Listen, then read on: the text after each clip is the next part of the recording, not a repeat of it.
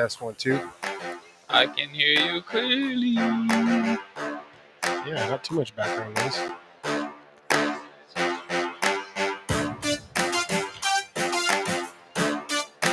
I can't hear them if they said anything.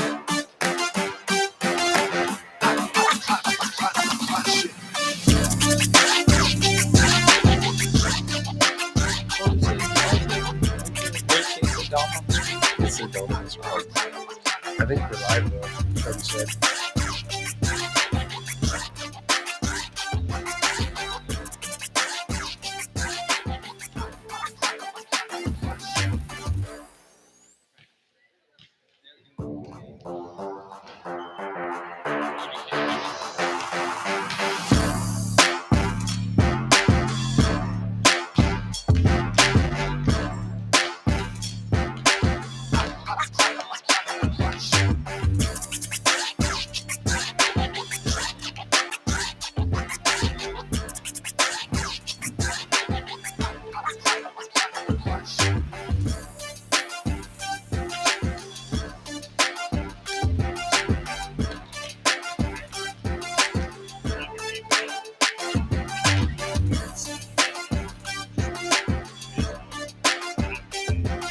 Just let us know when we're live. I think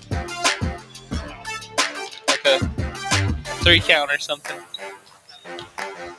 You got the intro.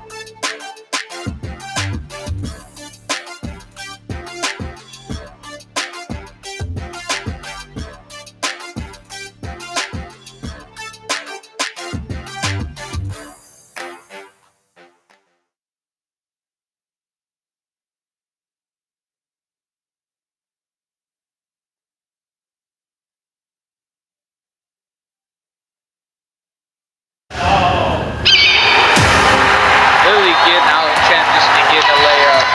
Just call that the McLean special play. Gets another outlet pass to Adriel. A shake and bake, left to right crossover, and gets a layup on the right hand side. And Terriana gets a block. Chano with the pressure. Willing passer. Kellen. Smooth jumper there. Kendra says no way.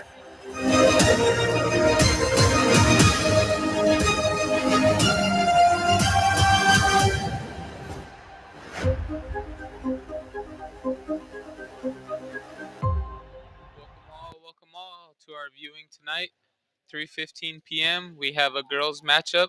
We have Tulalip Heritage Lady Hawks taking on the Lopez Island girls here in the Francy J Sheldon gym as we give way to Tony Blue Horse, who is our MC. Yeah, kind of unique to be starting a game at 3:15, 3:30 on a Tuesday afternoon. We don't get many of these afternoon games, but Lopez has to catch the ferry on the way back home to get across the water. So uncharacteristically scheduled early this afternoon, but it'll be fun to watch our girls and get them on TV here.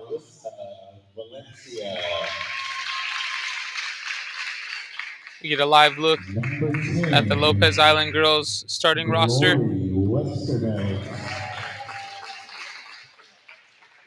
Number 33, Danny Arnau. Number 34, Ruby Solomon. And number 40, Betty Burke.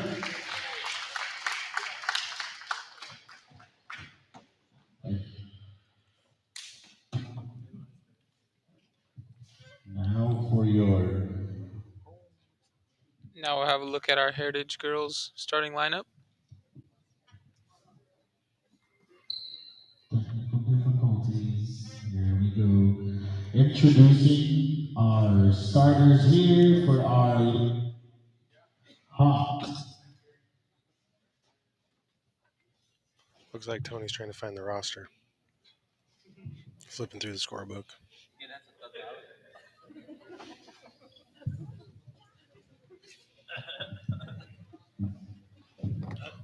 I believe he has roster in hand, but it probably doesn't designate who's the starting five. Oh yeah, maybe. Yeah, that could be it. He's waiting on the starting five. So Jefferson. Number 4, Mariana McLean.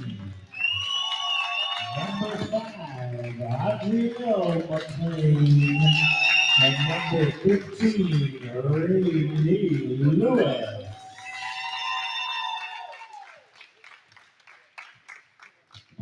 That's what we get to hear. Our Hawks fans loud and proud.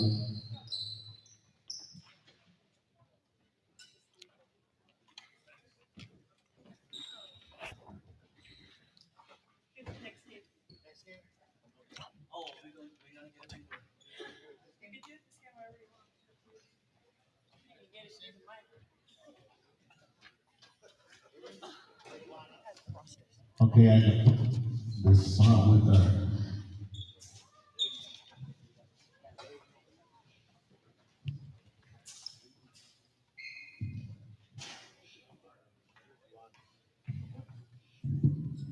you have to hold the microphone in a very special way, I guess, to get it to.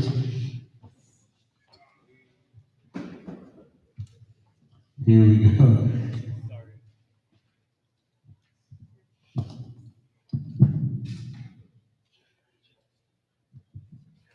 Hello, please rise. We are going to render a song here. I got put on the spot. I will sing a song here to honor our United States flags, our stars and stripes. Ladies and gentlemen, if you could, at this time, please rise, remove your hats as we pay homage to our American flag.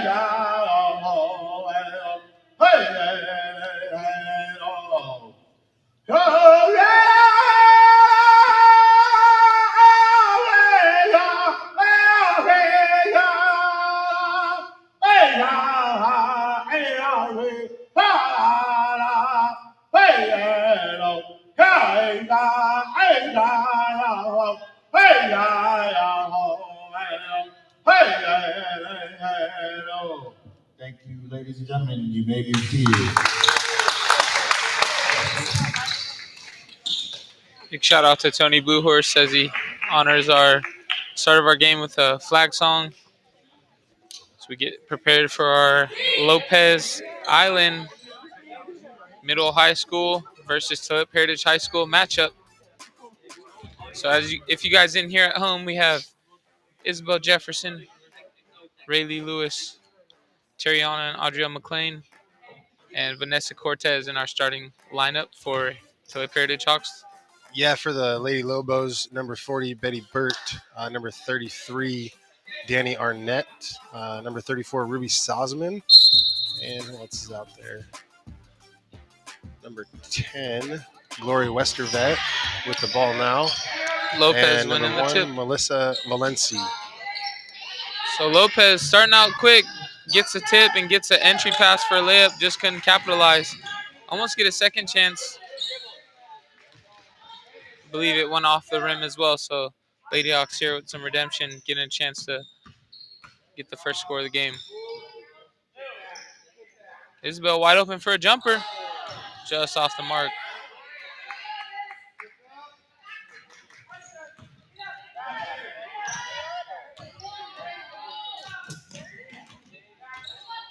Lady Hawks playing some great help side defense right there.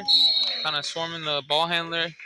She's coming up the court, and we get a good swat there by Adrielle. Hope our statistician of the night will get that block there credited to her. Yeah, we're really up in the game here today. We got floor director with stats being handed to us. And a steal, but a turnover there. Bounces the ball out of bounds as she takes a spill. Normally we get a nice little folder with rosters and everything, but apparently Lopez didn't send us a roster to our TV crew, so I had to handwrite one. We'll do our best with names, and at least we can recognize all of our student athletes out there as they deserve.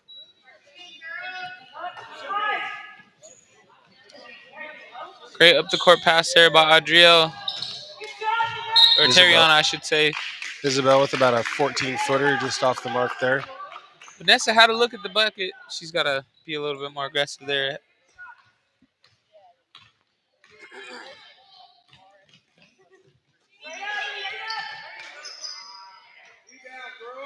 Dump off pass. No good on the bucket. So Lopez still scrambling, gets a second chance, looking for another look at it.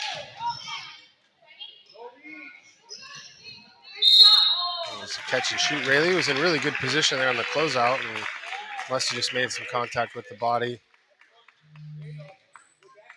Yeah, Lopez with some good ball movement, just not making their shots, so they get a chance here at the free throw line.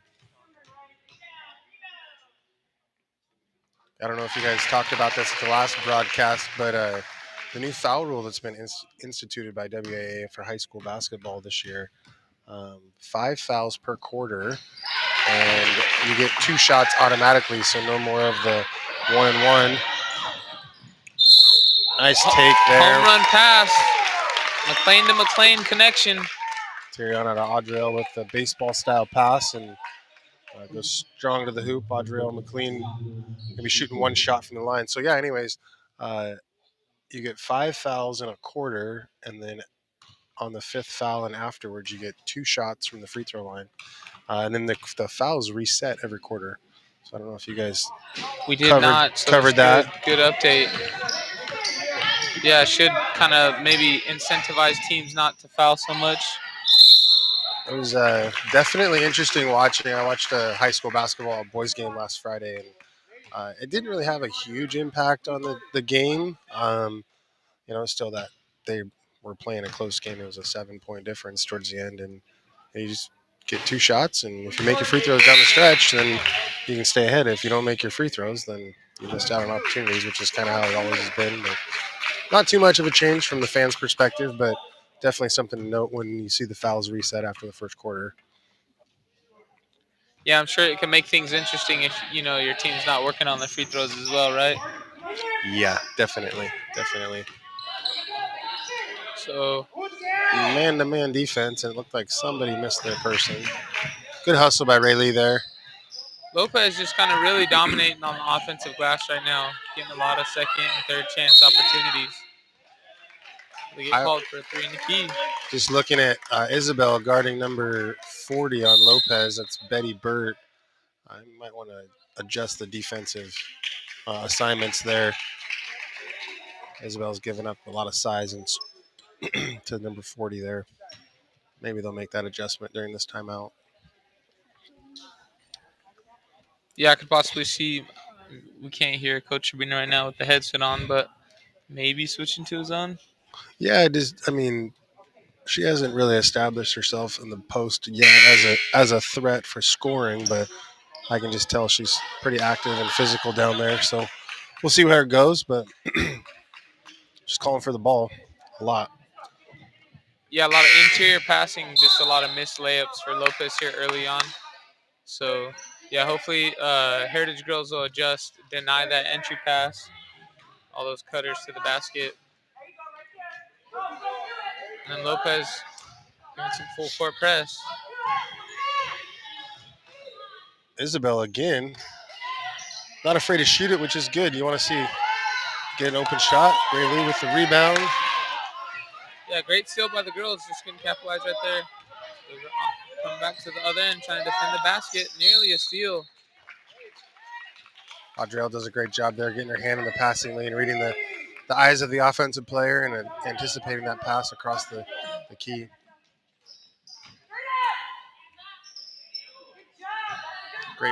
Great box out there by Isabel. Triana going the length of the court. Gets another layup. Coast to coast. Yeah, and you can tell here that the adjustment from the last time we were at home, the girls are working on getting their hands up, having active hands on defense. Just not being in the right spot here early on to deny some of those passes. Definitely closing out in a great way, trying to deny ball, keep your body on somebody. Number 10 there with a shot. Glory Westervet. She gets her own rebound, shooting a three. And Vanessa gets called for a foul. At this rate, it looks like there's on the replay screen, Terriana. It looked like she was bound to score from about the 3/4 court mark. Nobody getting in her way, which is good. She's one. I mean, both Audriel and Terriana can, I think, score at will for most high school games that they're going to play in. So get the ball in your scorer's hand and let them do their work. Right, and I think if you're Coach Sabrina, that's what you want to see, right? Get some easy buckets in transition. Yeah, of course. Without having to set up and create something or work Yep. against the defense. Up tempo, when you have numbers, go take advantage of that and score. So a pretty close ball game here with a 1-point lead for our girls after almost 3 minutes of play. Looks like we might see the 5 fouls, 2 shots on the free throw line. Triana with another rebound. Yeah, she's doing a really great job of securing the ball and pushing it up the floor.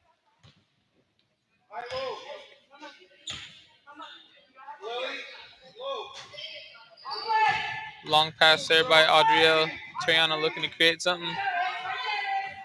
Looks like Terriana's pass to Audriel, setting up for a 3-point. Isabel with another jumper off the mark. Just off of the black player, so we'll stay here and have our first inbounds play. So far, so good, though, right? Remaining a threat, knowing that if you catch it, you are going to attempt to score. So, Lopez has got to honor that. Hopefully, she'll knock a few down. You can't score if you don't shoot them, right? There you go. Lily with a nice 12-foot jumper just off the mark. Lopez, though, hard off the backboard. Rayleigh with the steal. And Audriel trying to go the length of the court. Nearly takes out one of our production crew members. And a nice swivel mount chair over there. Audrey was definitely thinking, my sister did it. I can do that too. I'm going to show you all how I can do it too. Yeah, so far aggressive by both early on. Good screen by Ray Lee. Sets up the 3-point jumper. And rolls in. Audrey with a big 3 there. Yeah, a nice screen. Like you said, by Ray Lee. Oh, but Lopez comes down with the answer of a jumper of their own. Yeah, that set play with the high-low screen up by Ray Lee. I like that. Yeah, nice high ball screen. If Lopez doesn't want to switch, I mean, they can, Heritage can capitalize on that. Really looking to score. Defender anticipated and closed out pretty tough there, though.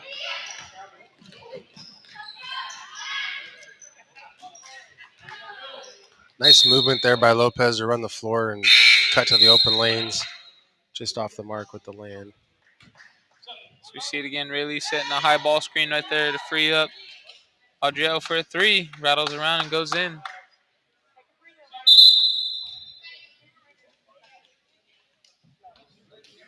Vanessa getting a sub in for Ray Lee.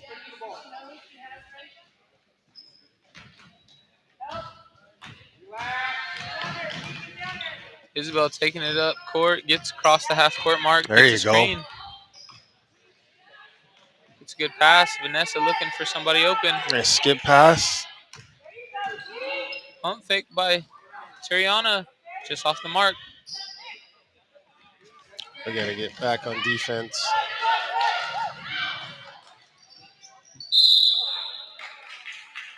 Looking for Vanessa going the other way, but she just took too many steps, so Heritage getting called for a travel violation. Lopez gets it.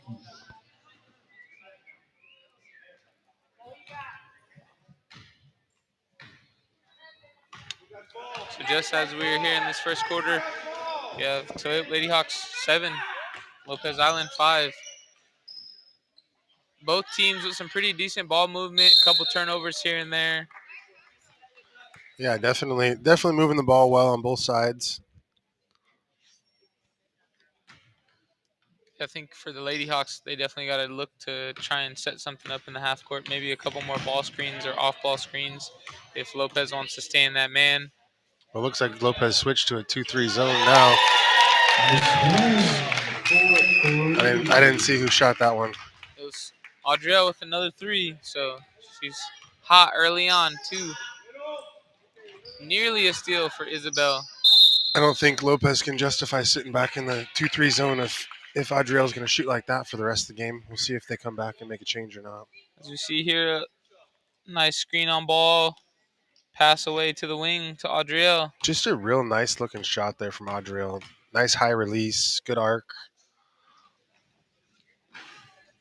Yeah, the last broadcast we had both sisters not afraid to shoot it from the arc. So, look to see if they get a lot of attempts at 3. Obviously, that, creates some opportunities for on-ball screens to get to the bucket if teams want to get out there above the 3-point line. Yep, exactly. And like you said, if they don't, just keep shooting they'll them. hoist them. Keep shooting them. That was Iris Irvin McLean at the line for Lopez there. Missed both.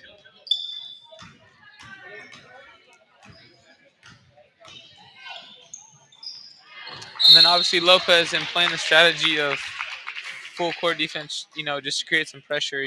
Lady Hawks right now only have 7, so we'll see how that factors into the game later on. It'll be interesting to see if they can keep that full court pressure up for the whole game. Maybe they look at our light bench and think that they can run them for the first half. And Isabel there with a 14-footer. I like the aggressiveness of shooting the open shots on the offensive side for our girls. Don't pass up open looks. Yeah, like I was saying earlier, you want the defense to be honest, right? Every person on the floor has got to be a threat, especially for the McLean girls. We know they can shoot, but you don't want teams to kind of key on them and double, as we saw. I think it was the last broadcast against Darrington. So, this game, everybody's got to shoot. Everybody's got to look to be aggressive. You can't just be on the floor. Melissa Valencia with the foul there for Lopez.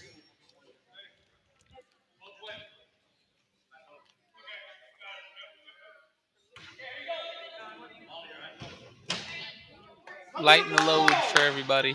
You hear Coach Enoch on the sidelines. Come to the ball. Our girls are standing around a little bit too much for his liking. I believe you said, yeah, it looks like a 2-3. Defenders extended pretty high, though, so, you could see an entry at the high post. Even somebody on the wing could be wide open. They're kind of bunched up at top. Let's see if the girls will figure that out. Well, looking at that with their top 2 defenders playing as high as they are, that leaves that free throw line elbow area wide open for an opposite wing to flash in. We'll see if they make that adjustment, but that's what I would encourage. Nice and easy, and then if the bottom defender comes up, you can dump it into your post, and if they don't come up, then you can just shoot that open jumper.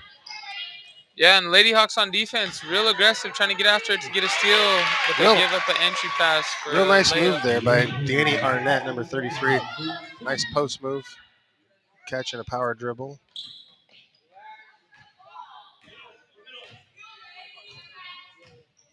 Good entry pass right here for the Lady Hawks on ball screen. Audrielle looking to create an opportunity on offense.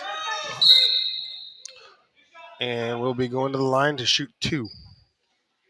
So there's that. Is that foul That's that rule that you mentioned? five foul rule where we're gonna go shoot two now instead of the old 1-and-1 style. And I really don't know what the reasoning behind that rule adjustment is.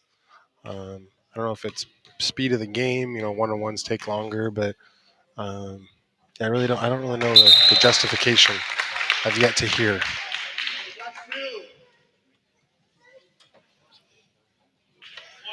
Yeah, I could definitely see how, like you said, if you make your free throws, that kind of ices the game for you pretty easily. But it could definitely make for interesting endings, with teams having to shoot free Nice, throws at the 5 count every quarter. nice steal and a lay in there with Adriel McLean.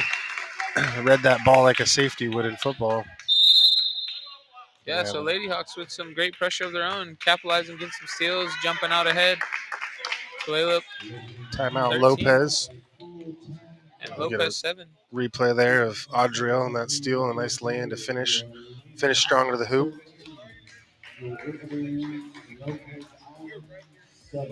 Yeah, early on, Heritage implementing their own great game plan, getting some easy looks at the basket, right? If you can't create in the offensive set. Yep. So Yep. able to jump out ahead. Just 53 seconds left here in the first quarter. Got any other takeaways, Matt? No, I think our girls are doing a good job. I'd like to see them, attack the rim more on the offensive end, and like I was mentioning there with that flash to the high post from the opposite wing. But I don't really know exactly what Coach Sabrina is coaching them to do in their zone offense. I don't know what their movement patterns are, um, but yeah, I think our girls are playing well. I like the aggressiveness, not afraid to shoot the open look. Obviously, Adriel and Tiriana are doing a great job being the offensive threats that they are. But yeah, I would say probably a little more movement without the ball was what I would kind of give feedback to our girls. Don't stand around. Create something. Create passing lanes. Yeah, and I think for the other girls, right, if you can't get it out of the half court set, play some defense that'll create some offense for yourself as well. Rayleigh, Isabel, Lily, who aren't getting some jumpers, you can get some looks if you get some steals. Yep, exactly. Looks like we settled into a 2-3 zone here for the last minute of the first quarter. As Rayleigh goes to get that ball and just bounces off her leg.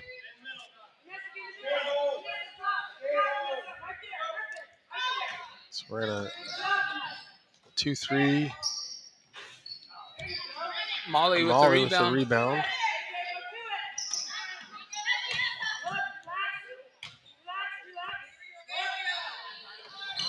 Tried a cross-court pass. Wasn't really sure who to pass it to as Adriel kind of took a steal. So turnover, but then Adriel gets back up and gets a steal of her own. It'd be interesting to see how this works for Adriel with her sister being out, kind of their offensive counterpart.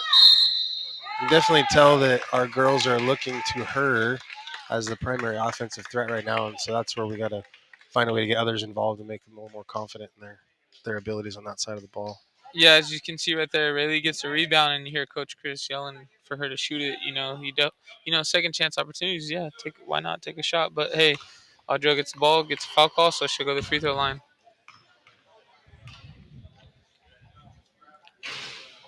Just off the front of the rim there.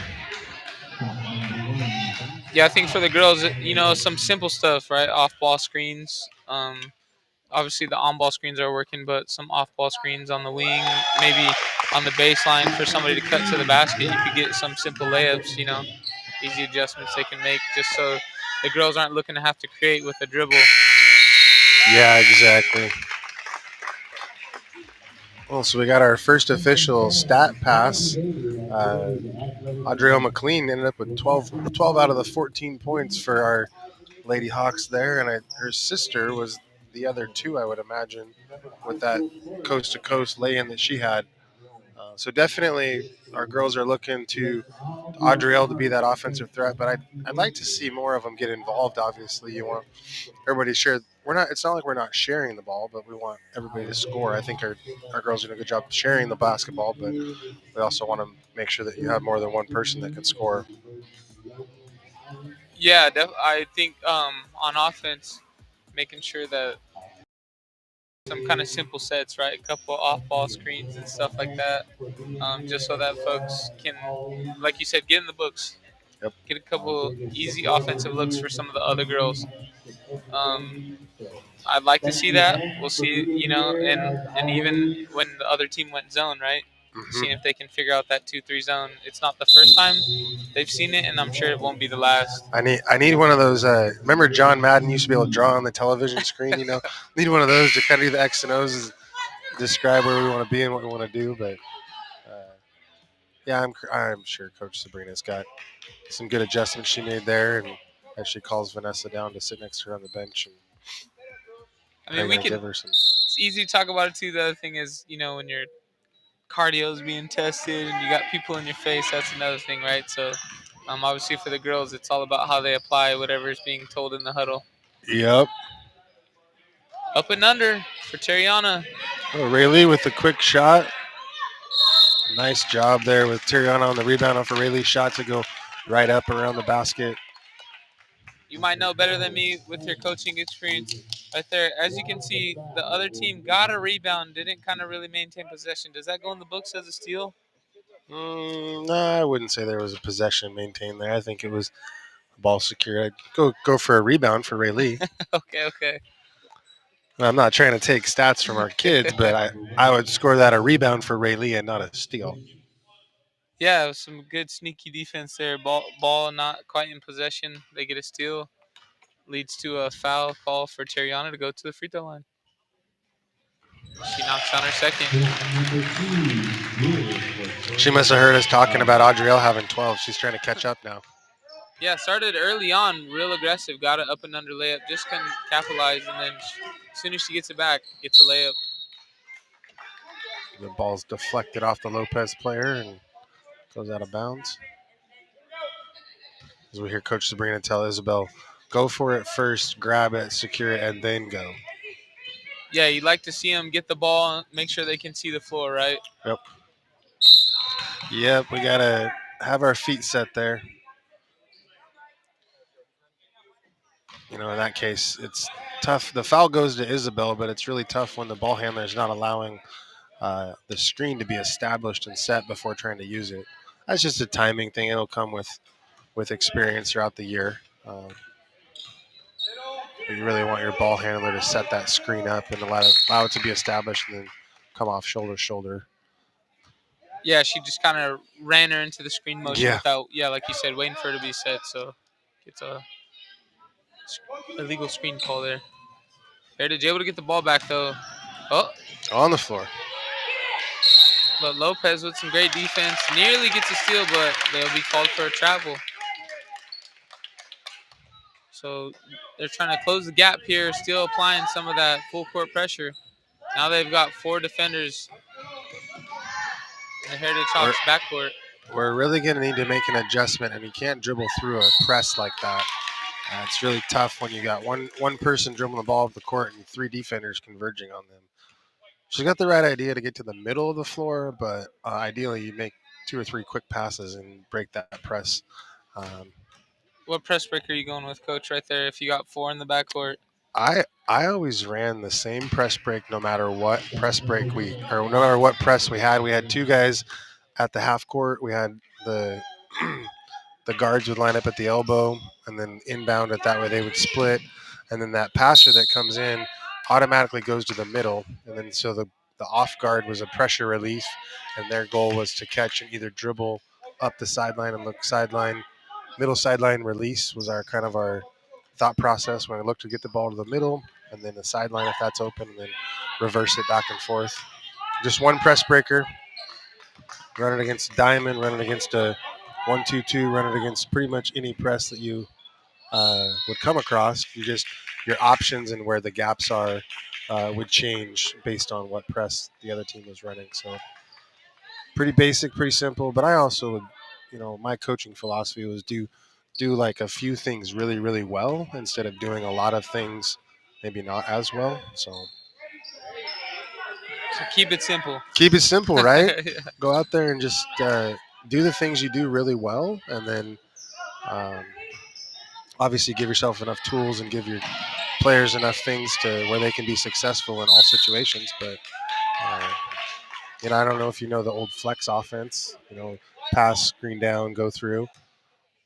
I love that offense. There's so many options and so many layers, and it's old school, old school offense. But now a lot of the game is going to that 5-out dribble drive. Um, kind of the circulation, rotate through. Just how the game's changed. But Yeah, I think obviously with flex, right? If you got good chemistry, it works well against the zone, even on a min, right? If you kind of have that timing with your offense. But then on the defensive end, if you know how to run against a flex, obviously you can switch everything. So if you can cover it well, sometimes people like to rely on, like you said, that you know 5-out type of offense to get a bucket, right? yep, But yep. I agree. Yeah, some good ball movement, a lot of chemistry definitely needed for the girls here. They could definitely keep things a little bit simple, right? They got a little bit of a press breaker there, right? Inbounds at the half court.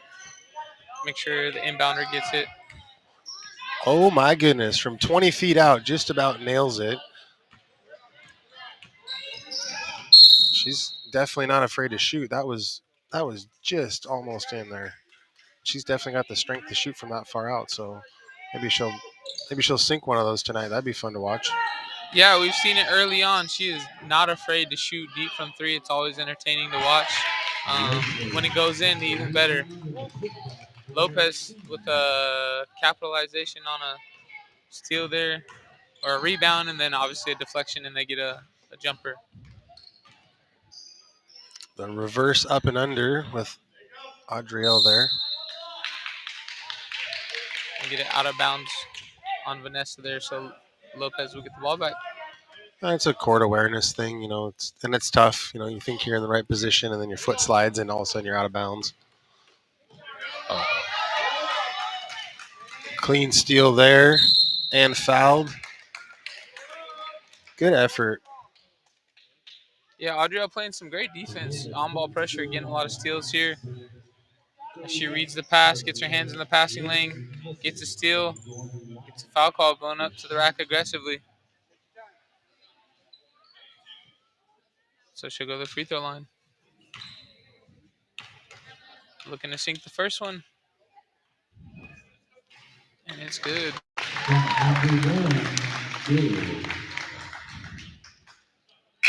So as you can see, adding to that point total that she had in the first half, she may finish this half with 20. She might be nearing the 20-point mark by the time that this quarter is over. Get a couple more steals, add to that lead by the Lady Hawks. We have a lane violation there on Black.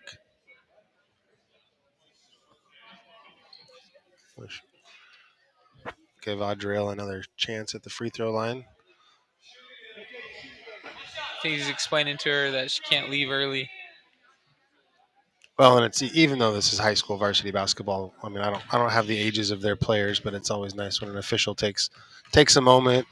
Makes a player feel comfortable by explaining the rule to them. And obviously, Melissa Valenci for the Lady Lobos was a little bit embarrassed there, but I think they ended with a smile and a fist bump, so that's always good. Oh, cross-court pass right there for Lopez for three. Off the mark. So Adriel with the rebound. Looking to take it up court. There we go. Screen from her sister. Lets it fly just off the mark. Nice cut there. That right there, see Adriel cut down the middle of the lane. That's how we create passing lanes, by moving without the basketball. Yeah, she had great awareness right there. Sees the rebound get seized by her teammate, and then cuts to the bucket for a good look. Just couldn't finish. Nearly gets a steal.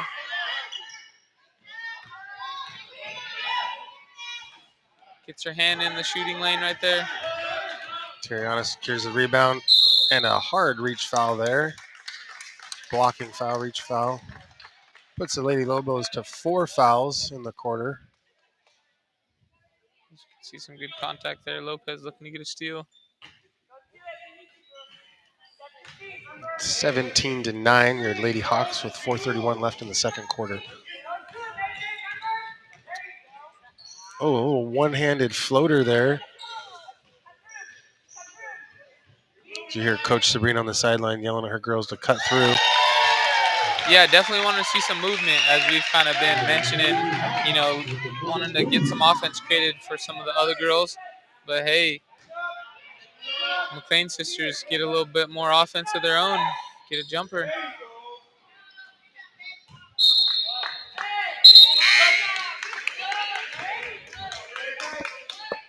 So with a comfortable 10-point lead, our Lady Hawks, as we see the replay behind the back there from Adriel, and sinks the 10-foot jumper from the corner.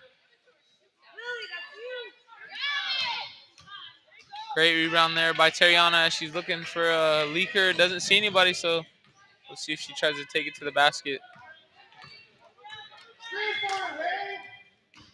Trying to go through the arms of her defender there, looking for something. Yeah. Oh, we got to become set there.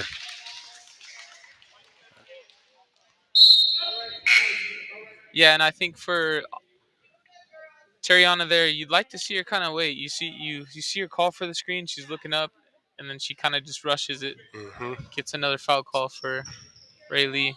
That or kind of what I would call zigzag motion. You take your defender the other way, then you bring them back into the screen, right? Exactly. Set that screen up. Go left and come back to the right and go right off the shoulder of the screen. Ray Lee with the big rebound. She's going to try and go all the way. We can hear the coaches yelling. It's a foul call. So she'll go to the line. There you go. Coach Sabrina from the sideline getting excited about Ray Lee there.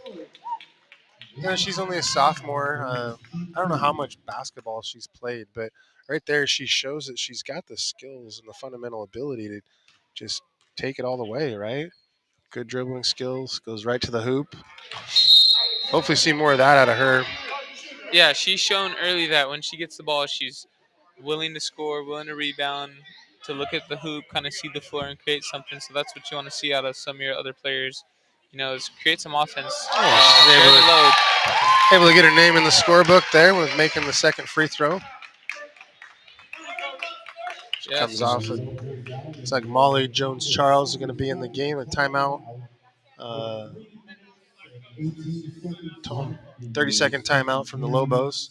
Yeah, really had a good showing. First game, probably double-digit rebounds and I think, 5 to 7 points. So let's see if she can add to that here tonight. Getting fist bumps from the coaches and a smile from Ray Lee on the bench, so it's always good. When you build that confidence, and maybe she'll do that some more here in the rest of this game. Yeah, and I'm sure it feels good, right? If, like you said, depending on your experience, if you haven't got a niche for, your offensive game, if you know how you can kind of get some foul calls here and there, figure out your offensive game a little bit, get it going. So she gets to go to the free throw line, gets her first points of the game. So Lady Hawks sit in the 2-3 zone. Vanessa Cortez comes out aggressively and stops a dribble at the half court. Yeah, Terriana holding down the middle, not letting any low post entries. Lopez gets 3 in the key call on number 32, 22, 32. It's Saskia Fisher from the Lady Lobos.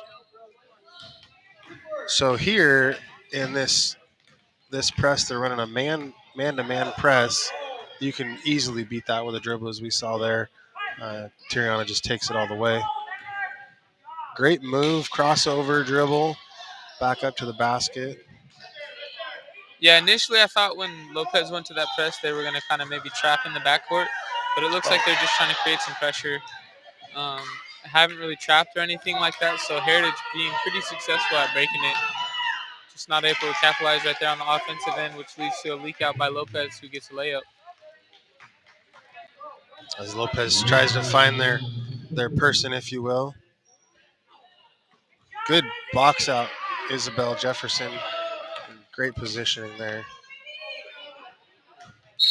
Yeah, long three by Terriana off the mark, and Lopez comes down looking for a layup. So you can see they're willing to run the floor as well. So again, maybe that full court press not working so well early on with a lot of turnovers, but they are running, some good speed offense.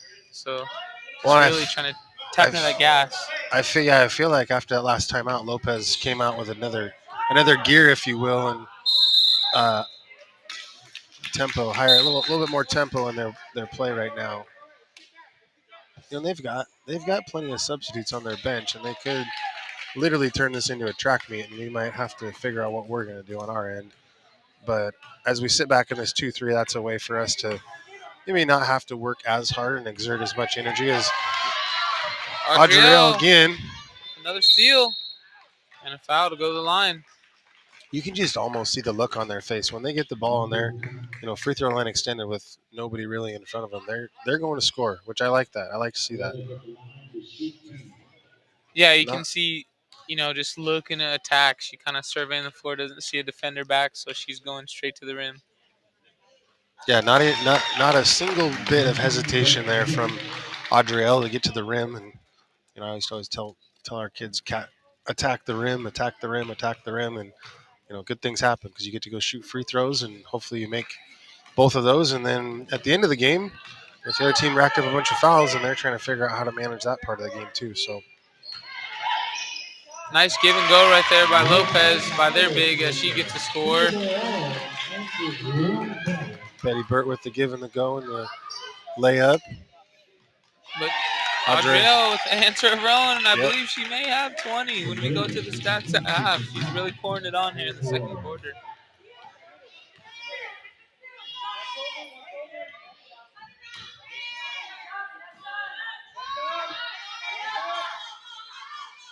So some great ball movement by Lopez, but nearly a turnover.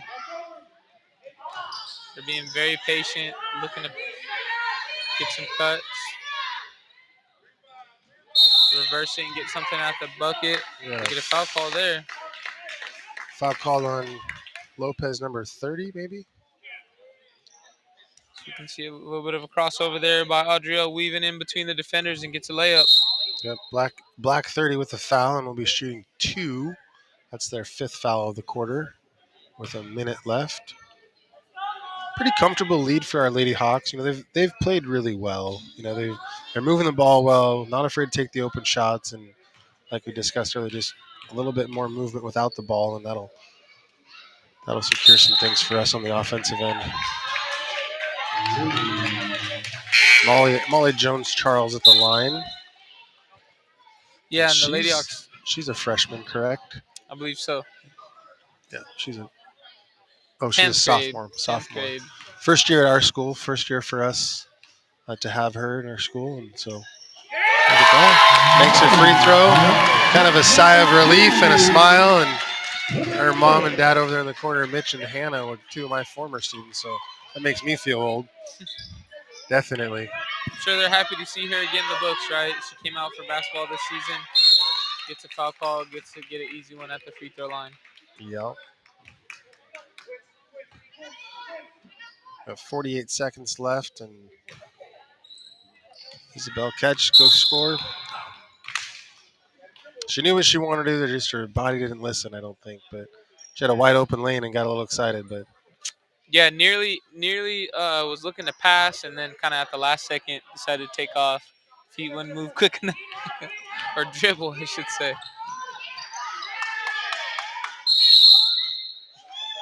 Get a scramble for the ball and a jump ball there.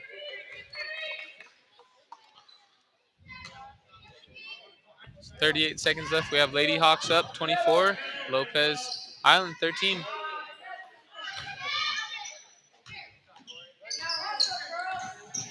Lopez with a hustle rebound. 30 seconds left. I think that might have been, maybe not. I couldn't tell if Adriel got her hand in there and deflected that or not. The official says Lady Hawks ball going the other way with 26 seconds left. Vanessa catching it way out there above the 3, just looking to pass it. It's the 3rd or 4th time she's tried that reverse up and under. No success. We're going to go stack with 12 seconds and try and score before we go into the half. the Lady Hawks, you'd like to see somebody else try to score. Oh, errant entry pass. Good effort there, Vanessa Cortez, to break up the fast break. Gets her hand in there and knocks it out of bounds. Yeah, so making up for the turnover, just trying to deny a score here to end the half. 5 seconds left.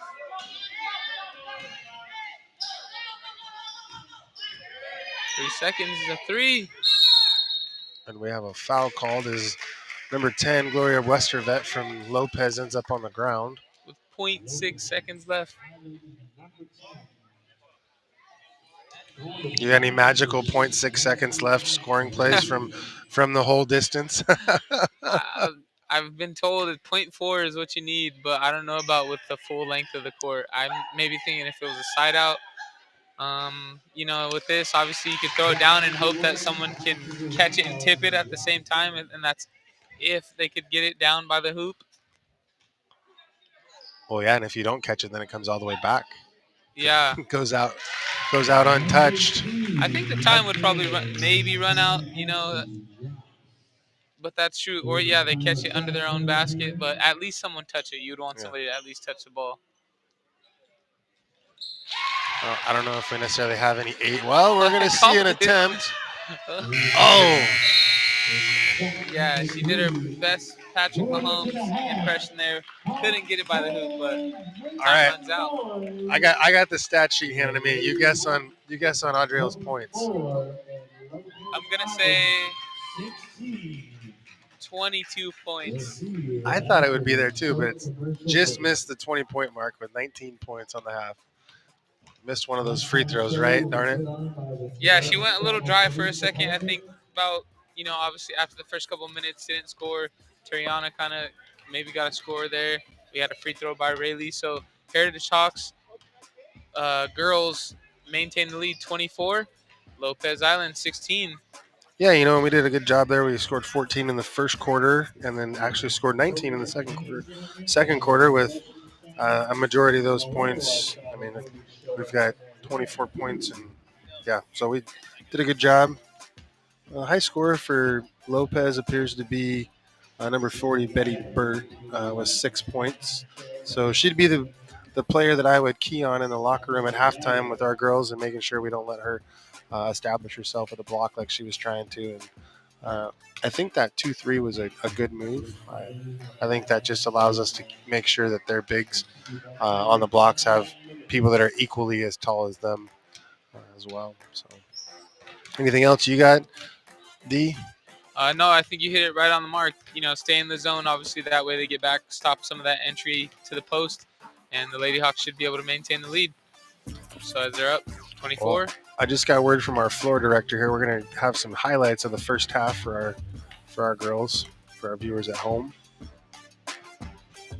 Yeah, definitely some enjoyable basketball so far. Girls, doing a great job. See that long Hail Mary pass there. Easy layup. Well, yeah, and we were actually talking about who can throw it the distance. It looks like it'd be Tiriana to Adriel for that 0.4 second last minute jumper if we need that. And as you can see, she goes coast to coast there. Then Adriel, the younger sister, coming out a little bit more aggressive tonight. A couple threes, couple layups. Everything really falling for her. She had 19 in the first half. One of her mini steals on the half and finishes the land. She doesn't gas out. I'd look for her to score 30. Oh, I think 30 is definitely a possibility the way she's playing tonight. Well, and we said we are going to have some team highlights. It looked like it was the Adriel show there for a little while. But she deserves it. She's got 19 points on the half and playing really well on the defensive side. And they can play the high spot in that 2-3 or the low spot. So watching them be versatile as basketball players there is definitely a win-win for us and our girls. Yeah, I think just to close out the game, I'd like to see some of the other girls get involved. So when you guys come back, Lady Hawks up 24, Lopez Island 16.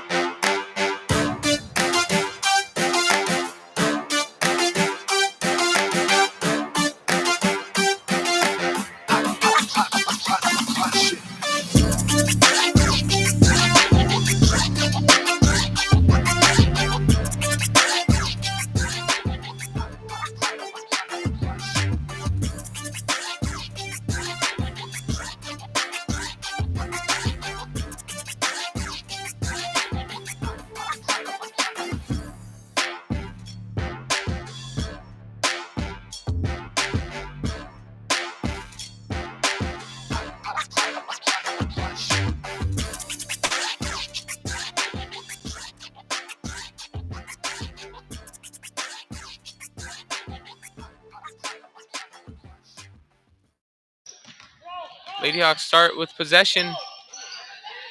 Tough angle there with that shot under the basket. Yeah, Lopez not able to capitalize. They have a turnover on the other end. Nearly had a breakaway layup, but yeah, Terriana just looking to create something, try to do an up and under, hit the bottom of the backboard. Hopefully she'll come down and get a better look at this next one.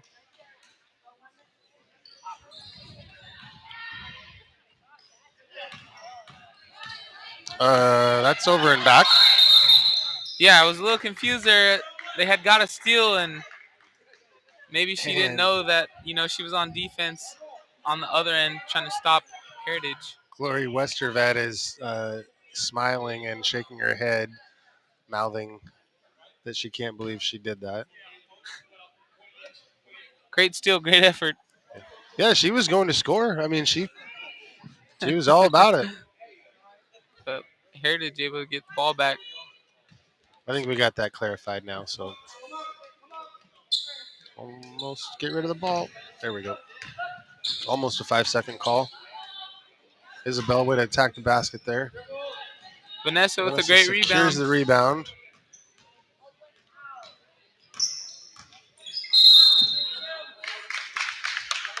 A lot of contact there by Adrielle. You can see she kind of was getting a little bit of body and finally gets called there. She takes a spill on the ground.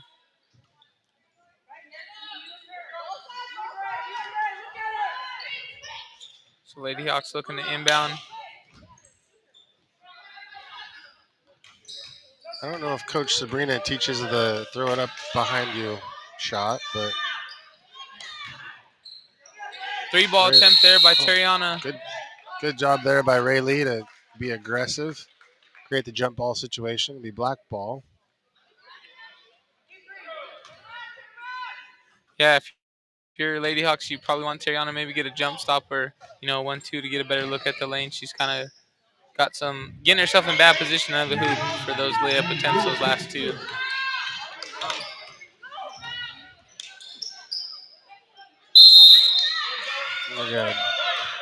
Another Jump ball situation, white ball. Yeah, Lopez just looking to get some pressure, get some more turnovers as they're trying to claw back into this game. Just over a minute of play with nobody scoring yet. As they cause a turnover there on the inbound. Lopez getting ready to go. Melissa Valencia just inbounded it. Didn't get it to the official first.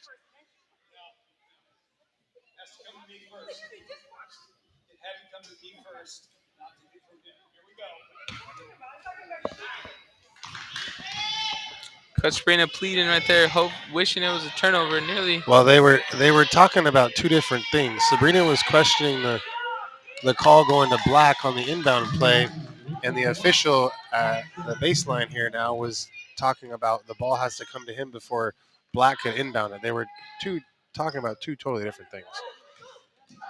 Great swat there by Terriana, and then Audrey with a layup attempt there, takes a spill. Yeah, this game's getting a little bit physical. Lopez came out with another level of physicality. Yeah, you can see they're trying to turn it up. Yeah. They're down right now, right? So just, trying to get some going, so to speak. I wouldn't say their backs against the wall. 8 points is not that much of a difference, but definitely you don't want to stay here too long. Yeah, Isabel finally gets one to drop. That's what we were talking about. Just keep shooting them, right? Just keep shooting, keep shooting, keep shooting. Eventually they'll drop and go in. So good to see Isabel get a nice 15-foot jumper there. Then Lopez with the entry pass of their own for Betty Burt, I believe, number 40. Yep, Betty Burt. So she gets a foul call, layup good, and gets a free throw attempt. Been kind of one of Lopez's main scorers here. Oh, Rayleigh has 4 fouls on the game, so she's probably going to have to find herself a home on the bench for a little while, which is unfortunate because that puts us down to 6 players. So we're going to have to dig deep here in the second half to maintain our lead. Then Audrey called for an offensive foul there. Clearing out with her elbow almost, it looked like. This might be a a time to reel your players in, and when the other team gets physical, then it's easy for you to get physical, and it doesn't always work out the best for your team. Yeah, if you're Coach Sabrina and Coach Chris, you just want your players to be in the right spot. Maybe not. Don't be too aggressive. Reaching for the ball, creating contact. Just be in the right spot. Contest everything. Don't lunge at the ball because you don't want to get in foul trouble when Well, they're short and that's exactly players it. tonight. It's hard to get kids to understand that you don't have to be 6 inches away from the offensive player to play good defense. Until they show you that they can shoot, you can be an arm's length away and just stay in front of them. And you see it a lot in little kids. Like, I watched my daughter's basketball game this weekend. She's a fourth grader, and they think playing good defense is hugging the guy they're guarding. And I'm like, no, you just step back, and all you gotta do is be in between your man and the basket. So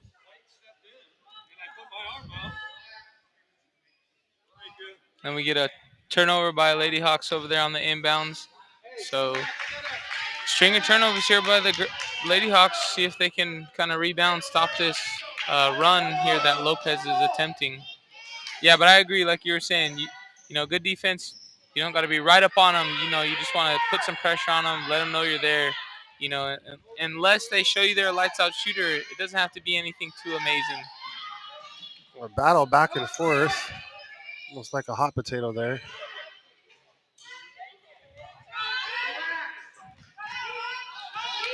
Terriana gets a rebound, looking for a up the court pass, and Adriel just wasn't looking. So some of this pressure kind of getting to the Lady Hawks here. They're trying to maintain their lead. Yeah, 26. this is the point where you call a timeout and you remind your kids about playing with composure.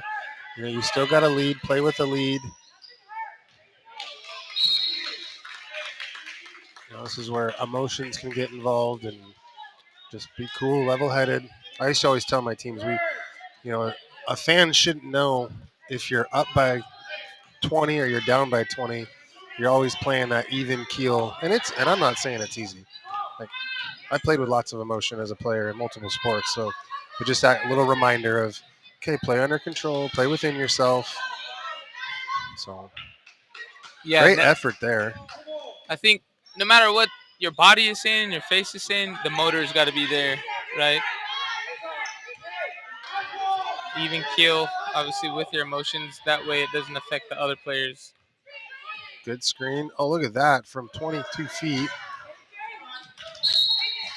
She took that shot earlier in the game and hit the rim, and it was almost in. So maybe the second half legs aren't quite there. Yeah, it might have been a desperation heave as, they're trying to maintain that lead. Entry pass by Lopez, and they get a layup within 4. And the coach calling for them to press, create some pressure. Cause a turnover. See if Coach Sabrina will call timeout here. 4 points.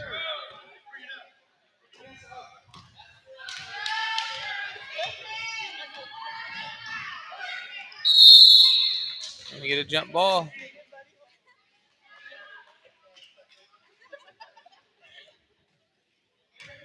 So Heritage looking to stop this run by Lopez.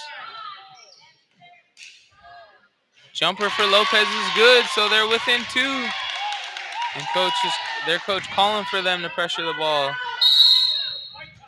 And Sabrina takes a timeout here as they are up by just 2. 26, 24. 4 minutes here in the third quarter. Yeah, Lopez coming out in the second half with a little bit different level of energy and aggressiveness. I don't know if our Lady Hawks were quite ready for that. Yeah, I think with the lead, obviously, you're willing to play with a little bit of house money, excuse a little bit of errors, but obviously that doesn't play in your favor. If you have a lead, you don't want the other team to capitalize on those mistakes, which Lopez has. They've got a couple jumpers here on open looks, and then got some foul calls that have went in their favor as they knocked down some shots at the free throw line. So now they find themselves within 2. Yeah, and you can see a little bit of frustration from Tyrion and Adriel, and we're fine. And just maintain cool, calm, and collected. Easier said than done, but You can see Coach Sabrina tell him to calm down and just play within yourself. Yeah, I think the Lady Hawks.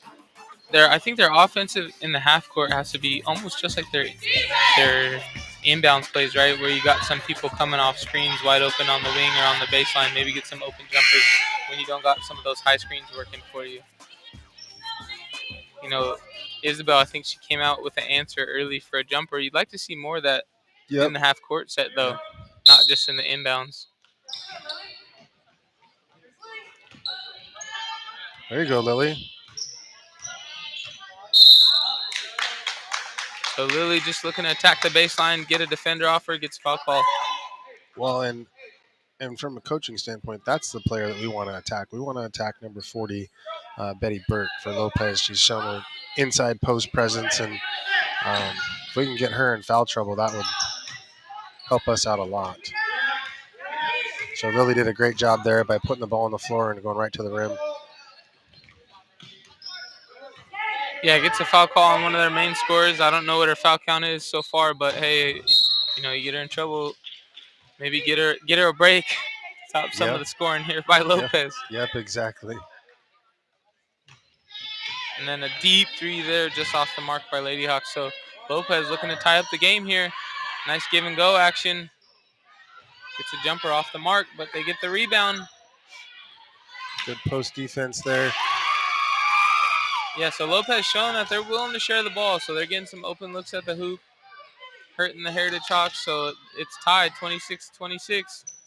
Nearly a turnover. Good job there. Yeah, Adriel looking to continue her first half performance. That's her first 2 points of the half there. Attacking the basket, just looking to create a better look than the deep three that they've been attempting so far. And I don't know if all of our Lady Hawks know exactly where they're supposed to be on defense. It looked like it was a box and one scenario. I don't think there's a reason to have a box and one out there. Yeah, I know you mentioned before the half you like their zone. I'm not sure why they went away from it, but maybe they'll implement it here if they don't get some stops. Can't stop Lopez's run.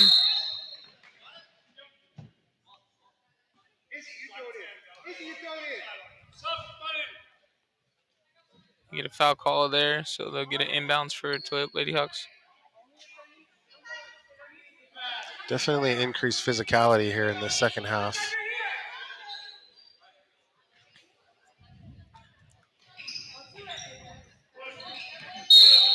And we're going to get an offensive foul there possibly with a push-off. Oh, no.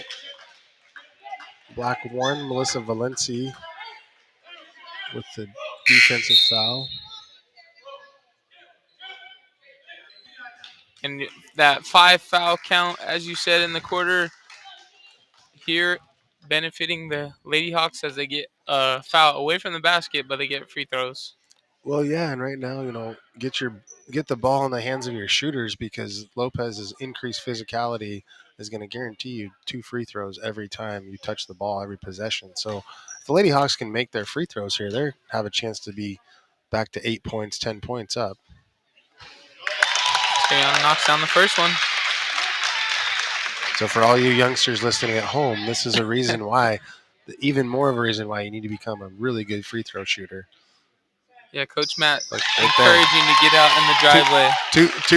2 points guaranteed every possession if you can make your free throws. Look at that. Adriel comes back and gets a steal. Looking to get a crossover. Loses the ball, though. Going to move without the basketball. And throws it off Black's foot, so just looking to get a reset on offense there. Trapped in the corner.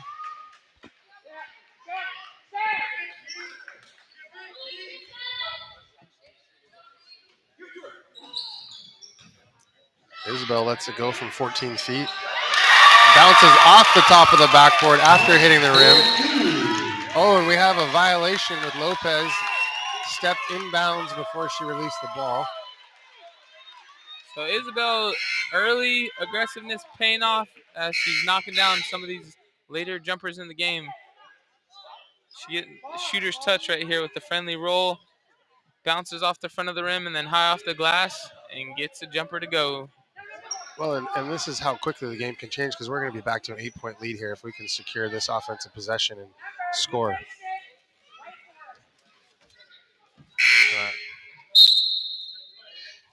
Couple substitutions here. Obviously, Lopez looking to get their main score. Betty Burt back in the game for Lopez. Also a great defender so far tonight, so she's Yeah. going to create some on-ball pressure here on the inbounds. Nice seal move there. And up and over, draws the foul from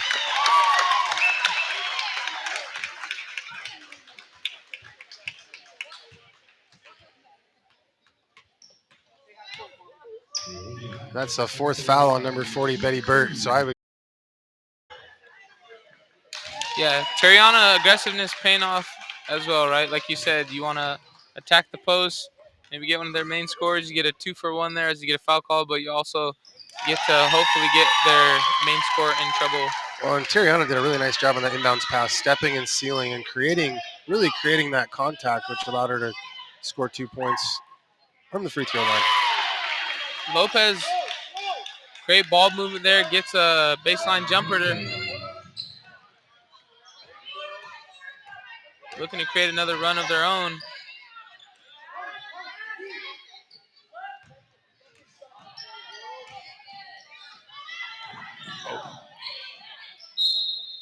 Gonna stay here, remain the Lady Hawks basketball.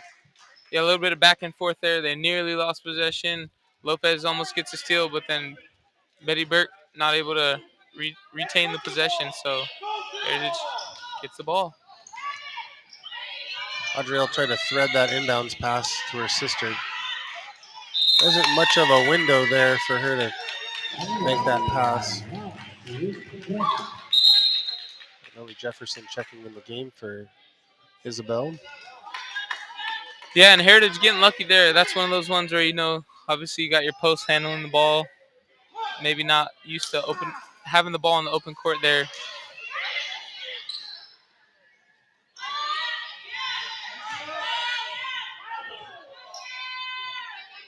The fans wanted to travel there.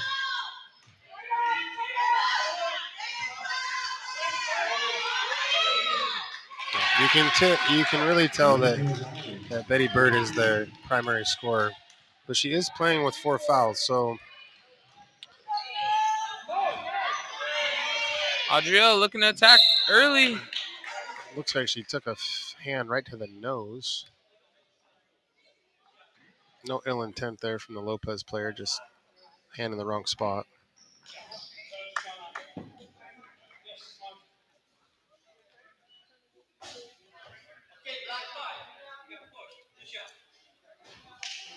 Looks like she's rubbing at the bridge of her nose. Maybe got hit in the face. Tell her to take her time. And get hit in the nose and your eyes start to tear, and then you got to go shoot free throws. It's going to be challenging.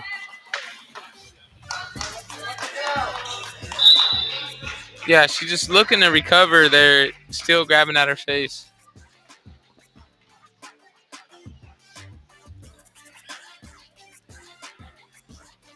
A little bit of a breather for both teams right now.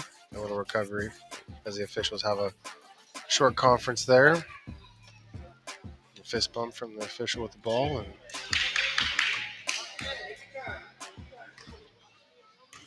so Lady Hawks looking to extend their lead with Adriel at the line. They're just up 4.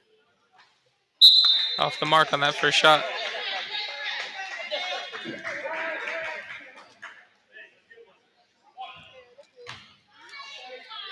looks like Isabel's going to come in for Adriel.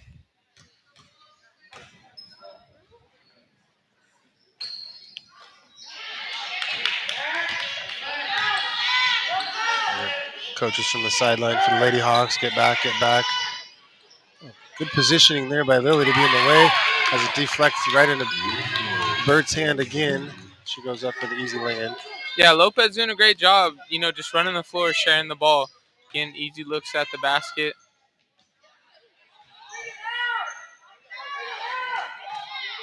The jumper for Vanessa Cortez. Nice, easy 12-foot jumper there. As our fans get excited about that travel call before the officials can get their whistle on it.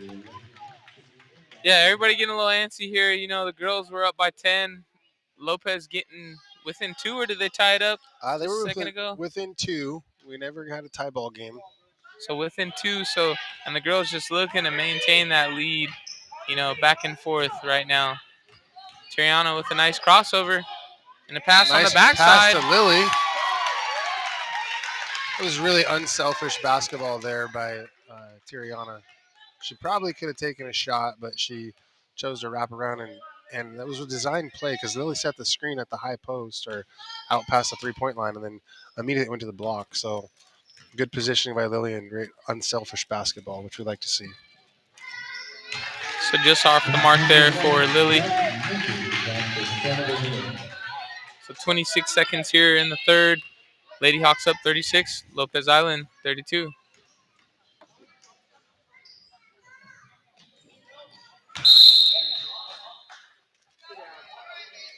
Free throw short. So Lady Hawks not able to capitalize here with 26 seconds. Let's see if they can get the ball back. Maybe add to that lead, or if Lopez will inch closer. We have a travel there. You can see Lopez is really trying to force the ball to number 40, Betty Bird. That's their go-to offensive weapon. Much better job this. Much better job by our Lady Hawks of establishing their screens and then the ball handler coming off the screens. I wonder if that was a point of emphasis from Coach Sabrina in the locker room at halftime. Yeah, just setting screens early, getting in position. That way, if you're going to set them, that you get a good look and not a turnover, right?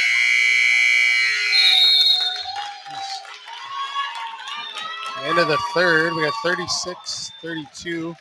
Lady Hawks on top. Rayleigh Lewis is going to go check in with 4 fouls. Hopefully she got talked to by Coach Enoch about not fouling. So the Lady Hawks close out this game with a win. What would you like to see, Coach Matt? What was that? Say that again. I'll let Tony do his MC, and then I'll give you. You're going into the fourth questionnaire. Got the MC in the background booming.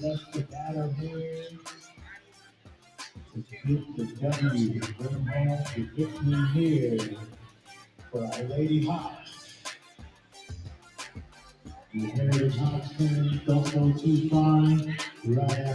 I think you were asking what I would like to see from our Lady Hawks in the fourth quarter. To close out the game, yes. Close out the game. Obviously, I want them to attack number 40 and get her out of the game because she's sitting on 4 fouls. I think really just playing with composure. You know, it's a 4-point ball game, valuing every possession, eliminating turnovers, and playing good defense.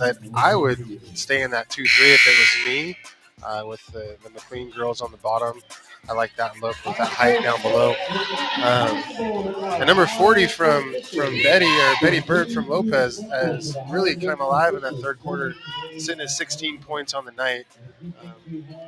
So value each possession. You know, I like that 2-3 with Adrielle and Tyrion at the bottom just to get that height for rebounds and not give up second shots. Yeah, I agree. Good assessment there. Obviously, you know, if you go 2-3, it allows you to not be so far extended and allow that give and go that she's scoring on a lot of the time.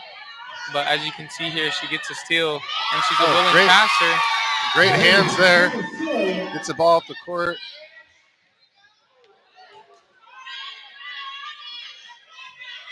So a couple back-to-back steals there by each team, by Orchid or Lopez Island. And they get a turnover, so Heritage able to get the ball back. Yeah, the Lopez player almost had to hurdle our camera guy at the baseline.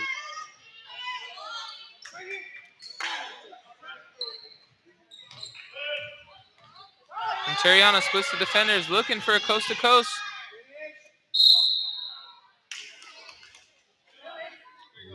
And then as Isabel takes a shot to the mouth there, you can see her holding on to her jaw. She gets called for a travel there. So neither team able to get a good look here at the basket so far in the fourth quarter. Yeah, but playing defense out, 2, 3, 4 feet away is just fine, especially out in the perimeter. They haven't shown that they can shoot the ball. Good hands on the block there from Tiriana.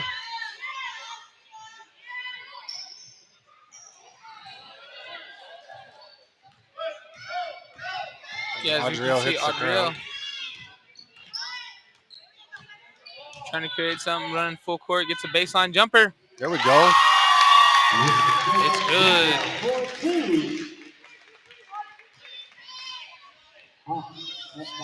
So looking to get some going to extend that lead for the Lady Hawks as they finish out this game.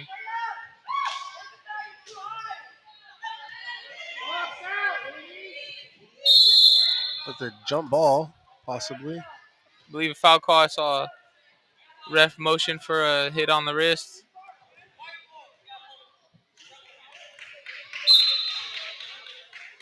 And I believe Terriana taking a spill there. I don't know if she's motioning for maybe an injury. Oh, just slow to get up. Well, was Terriana the one that had the knee injury last year? Or was that Adriel? I can't remember. Looked like she was holding her knee a little bit. Yeah, as we see on the monitor, she's grabbing her knee there.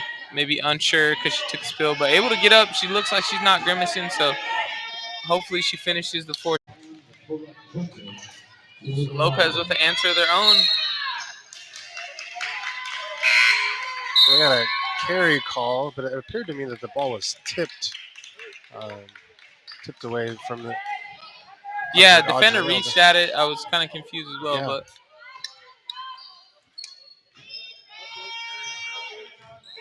Got a 4-point ball game, and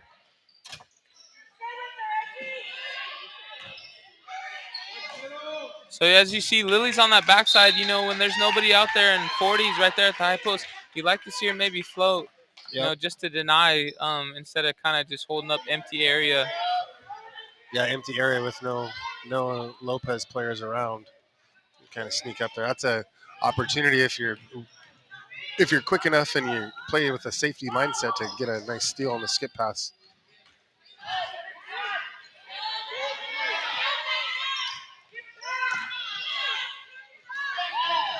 Lopez gets a quick breakaway opportunity.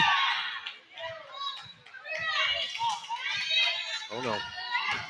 Long pass there, kind of slow to get down court.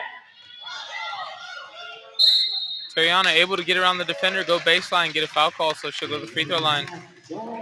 Heard you saying, oh no, the pass got there a little slow. Yeah. So as you see, Adriel just trying to throw it long, maybe the tape on her hand. Not really assisting with the pass, but she gets it there nonetheless, and Terriana gets to the free throw line. Well, and this is the point in the game where you got to ask your players, especially only having 7 players total in the game, to really dig deep, and find that mindset, that never quit mindset, as you're physically just exhausted right now. Yeah, and I said tape, but maybe it's the sleeves. I don't see any tape. She used to rock some tape, but it's probably the sleeves, Coach.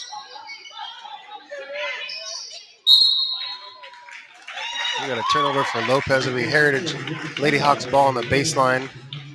Going with a stack play, which hasn't been that successful so far tonight. See if we get a jumper there by Isabel. She's calling for it. Yep. Another one. Just hard off the backboard, but she's open. Not looking to score again, so she passes it out. And we're leaning on the screen there. We can't do that. So Adriel getting called for a foul call. So tempting there. So tempting to lean over and do your job as the person setting the screen. That's where that ball handler has to come off shoulder to shoulder, so you literally run that defender right into your screen. Yeah, rub Yep. or hug, as a coach would say, right? Scoot them into the screener if they're already set, versus kind of trying to graze, because you do not want to get a foul call for your player. Burt with a 12-footer. Rayleigh secures a rebound, then gets it to her point. Terriana seeing some open court, looking to attack. Goes baseline, she's doubled, so she just dribbles around, takes it back out. As you hear Coach Sabrina, pass it out.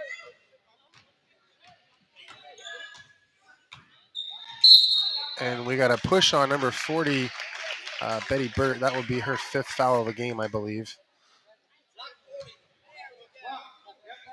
And she knows, so she's heading to the bench. 4:37 left in the fourth quarter. So her night will be done. She did a good job scoring for Lopez. but leaving her team a little short-handed here to close out the game. So let's see if Lady Hawks can capitalize on that. Well, that was one of my things I wanted to see is get her out of the game for Lopez, and we apparently did that. So, Lily, good job there with the cut and the shot. Rayleigh with some quick hands gets it off the glass, just not able to capitalize. So Lopez will get the out of bounds. Yeah, so Lopez a little short inside now. Obviously, they got a couple post players, but none scoring like Betty. So let's see if the Lady Hawks take advantage, close out the game.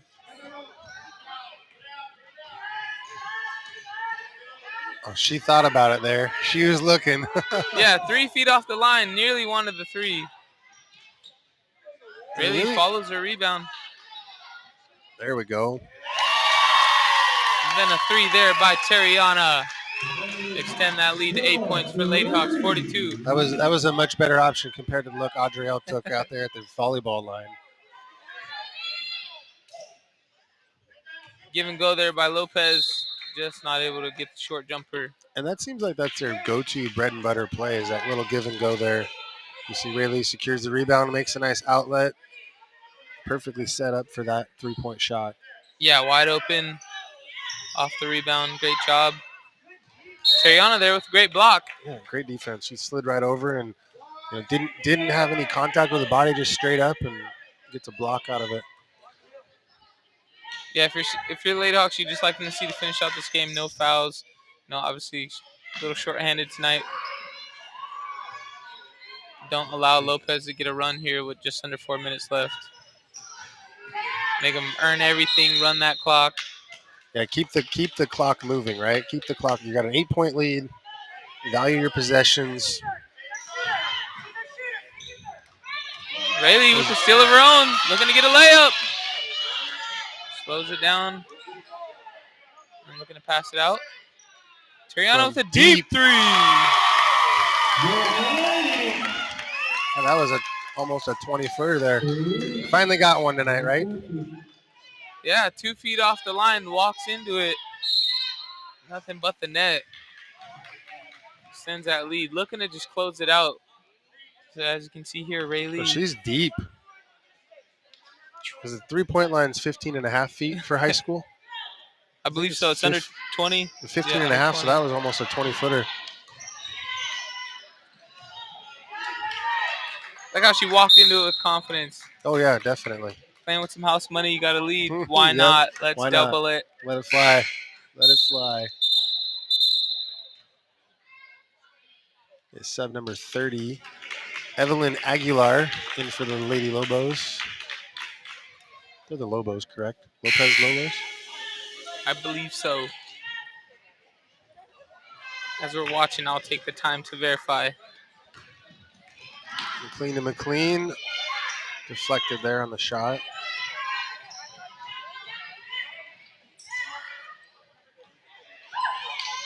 Three-point attempt. Might be desperation time for Lopez ladies. As we see Terriana motioning the slowdown motion. Play with composure. As long as she can maintain some separation, she can run the clock down here.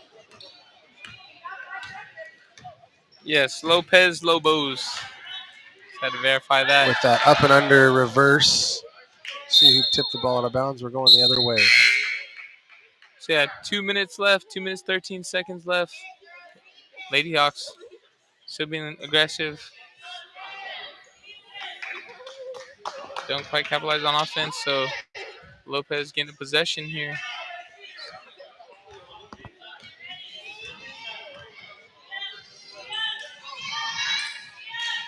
I think Lopez is looking to shoot quickly every time they touch the ball.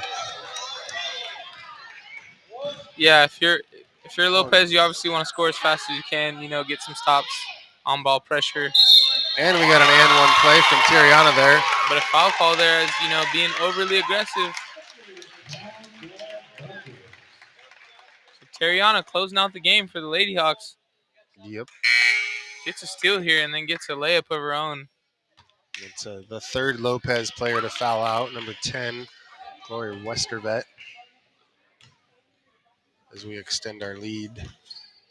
So just when you thought Lopez was going to crawl back into this game, Lady Hawk said not tonight. Yeah, exactly. I mean, we're up to biggest lead of the game, 14 points. Before we close out, I did get a mention from our AD, Lonnie Enoch. He wanted us to give a shout out to Rayleigh Lewis, who got first team all Westco for 1B for volleyball. So shout out to Rayleigh Lewis, number 15 for the Lady Hawks tonight here for our basketball girls. First team all league, huh, for the 1B Northwest 1B conference. That's impressive.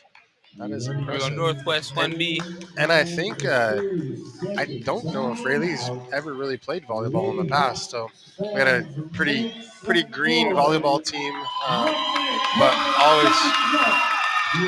always working hard and always had positive attitudes.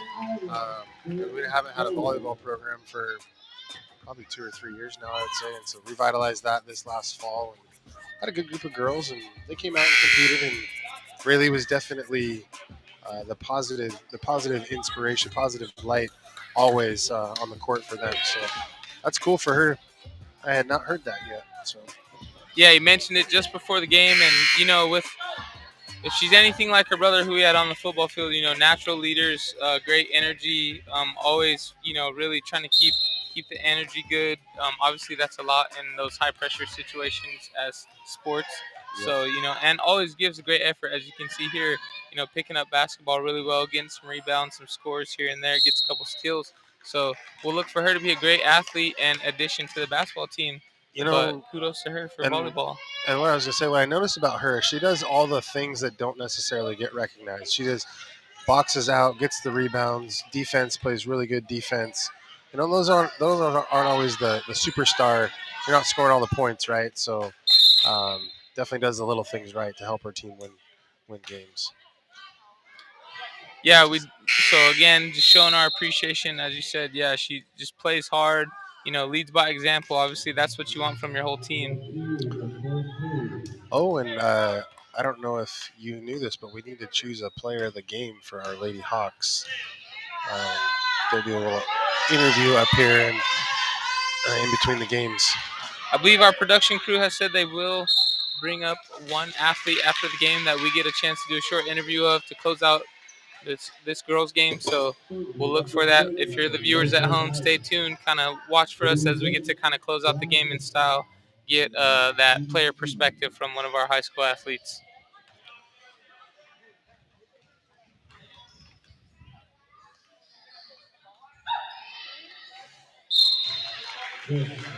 Yeah, I would. Are they selecting the player of the game for us? Is that how that's going? I believe so. That's what our Q man over here to our left. I don't know if we can see him on camera, but he said he will go grab a player for us, and then we'll get a short interview. You can interview because there's only 2 headsets up here, so I'll politely let mine go to the player of the game for the Lady Hawks. Appreciate that, Matt, giving up your spot. Get a short interview. Like I said, player perspective always interesting. You want to hear what your players are thinking. Obviously, closing out the game in style. Maybe how they're feeling as they move forward in their season and progress. Able to get a win tonight for the girls. What did they see? What did they hear? What were their takeaways of their performance? Yeah, and at one point, for being a 2-point ball game, have done a really nice job this fourth quarter of closing it out and extending the lead. So it'll be interesting to hear what our players' perspective is here in between the games. I think the interesting thing always as you progress through the season is, how do they adjust mentally, right? You come in with a certain mindset. Obviously, you're adjusting physically, but how are you adjusting mentally, as for your play style and, how you win games? Exactly. So 20 seconds left here. Still there by Vanessa. Coach Sabrina calling for them to just take it out, maybe run the clock.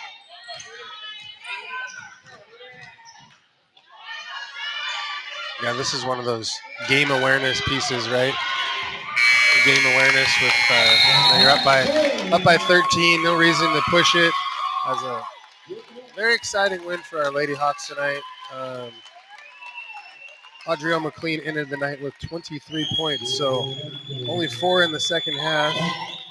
But a team win's a team win, and so yeah, super proud of our girls, the way they persevered through that near overcoming a 2 point catch-up run that Lopez tried to put together. Yeah, the girls did a great job. Putting to bed that run by Lopez. Obviously able to close out. So we have our production crew member grabbing a student athlete, and we'll have a short interview here. So the fans at home watching, I believe we have Audrielle McLean coming to the headset setup. She's gonna put on the headset, and I'll give her a few questions.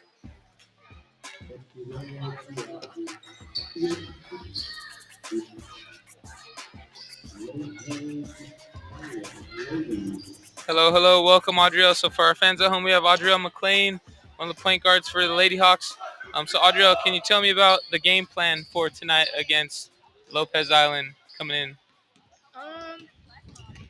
I don't even know. Sorry, I'm tired. Yeah, you played a wonderful game. You're in most of the game. You balled out tonight, 23 points. At one point, I was saying that you were going to score 30. You had 19 at half. What was your mindset like being so aggressive as we see some of your highlights? Just coaches tell me to take it to the hole, so what I do. Yeah, you got a couple layups, a lot of steals too. So you had active hands, as you can see, some long threes there. Were you planning to shoot the ball from the arc a lot tonight? Yes. Great job, great job. We see Coach Chris Enix in. You scored 23 points. Great takeaway. As you close out the game, as you guys are shorthanded, what do you look to hope to accomplish coming through the rest of the season? I don't even know. I just I don't know. Well, Cameron. great job tonight. I know you sound exhausted. A lot of steals, a lot of points. Way to pour it on for your team. Great team win. Congratulations. Thank you. Awesome job. So Toledo Heritage Lady Hawks close it out against Lopez Island, and then here shortly at 40:45 we will have the boys playing Lopez Island boys as well. But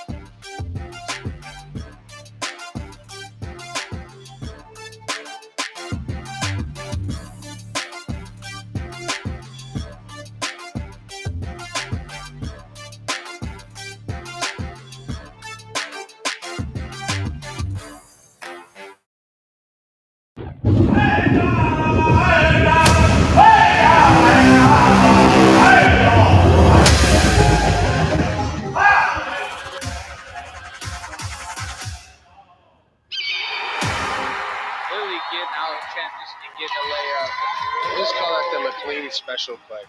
Gets another outlet pass to Adriel. The shake and bake left to right crossover and gets a layup on the right hand side. And Terriana gets a block. Nano with the pressure. Willing passer. Ellen. Smooth jumper there. Kendra says no way.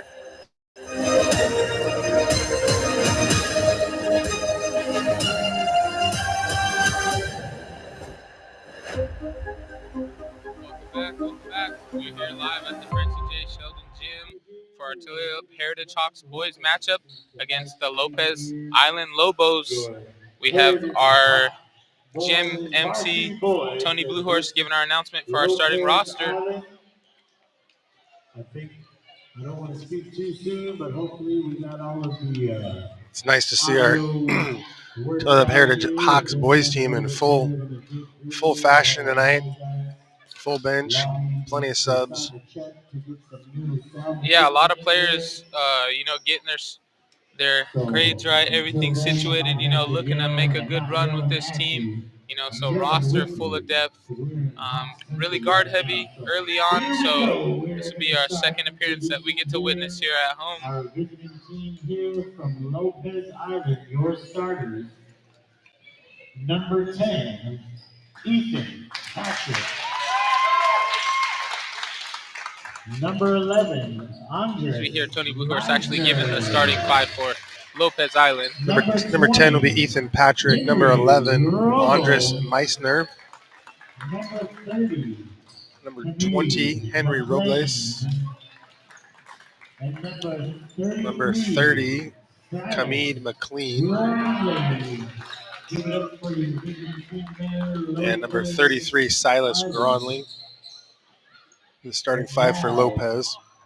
Your Heritage Hawks fans, make some noise as we introduce. Here we have Tony Bluehorse going into our Heritage Hawks starting lineup. At number 20, Jalen J.J. Gray. Number 13, Sakala Black.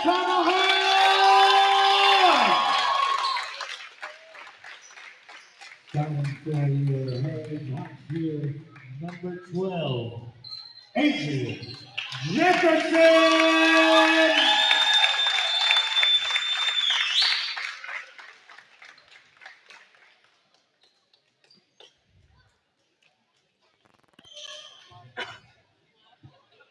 And number 23, Amari Hatch.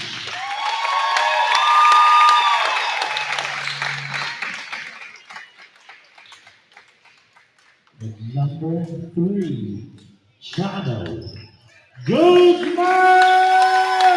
Give it up for your varsity boys here. I'm pretty excited to watch this starting five. There's a lot of speed, pretty good height out there. It's going to be fun to watch these boys play. Yeah, early on we got to witness, obviously the boys team adjust with a different roster, so now this is their time to shine with a fully stacked deck, as they would say, right? They have JJ running the point, Takala playing the wing, Adrian also a wing player, Amari Hatch, the other guard, and then Ponciano, or we know him as Chano Guzman, does a little bit of everything, plays, some on-ball pressure, can run the point as well. Obviously guard heavy for the Heritage Hawks, but, Coach Sean, with his early on strategies, full court pressure, get out and run. So we'll see if we get a track meet tonight. Well, if you're going to have a track meet, this is the team to do it with right here. Those guys can get up and down the floor. Yeah, we had a great soundbite, takeaway quote from JJ. I asked him, what's Coach Sean been preaching after their first home game? And he said, speed kills. So, if that's what they want to play, if that's their play style, we'd love to see it tonight because they do have it. As you said, they got the bodies out there, guys that love to fly up and down. Let's see if we get out early and cause some havoc.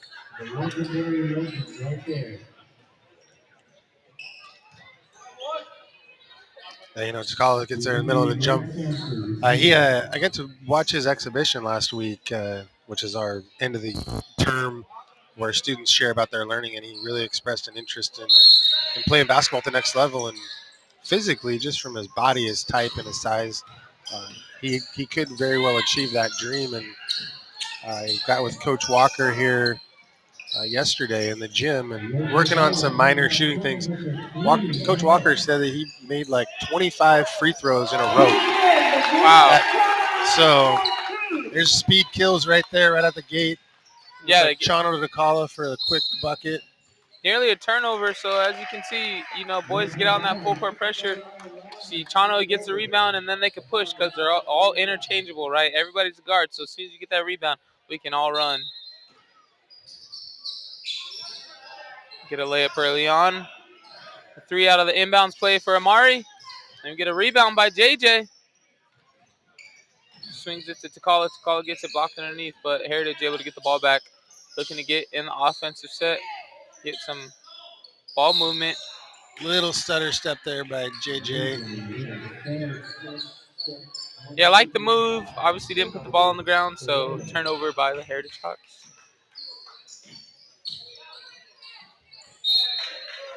Amari right there with some great defense.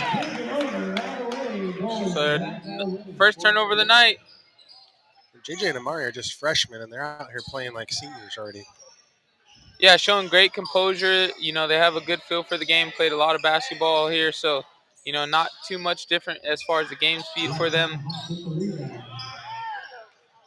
And JJ Nice pass there by Amari. And they're up early, trying to get some pressure. Just trying to force some mistakes by Lopez.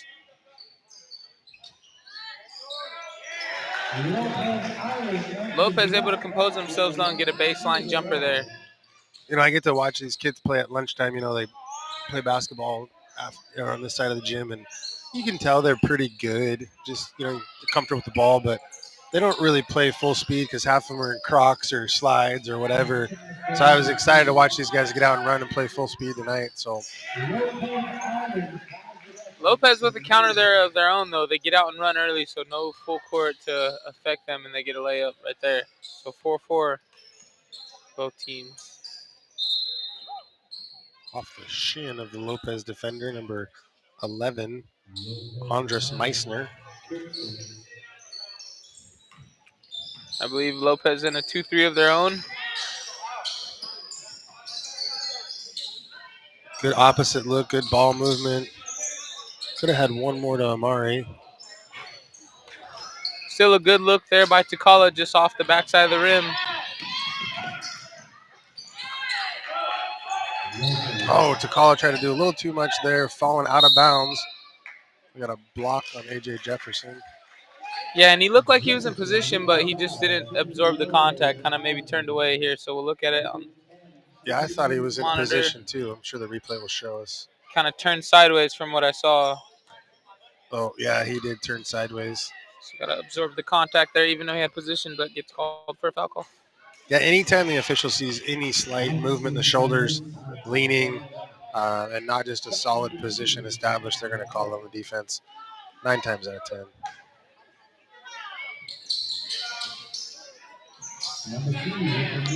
Both free throws no good, though. Heritage gets a rebound. We're still tied, 4-4. So another 3 there by Amari. Good rebound by Takala. Quick outlet to Chano. The ball bounces around like a pinball in the paint there. Yeah, Heritage gets the second chance.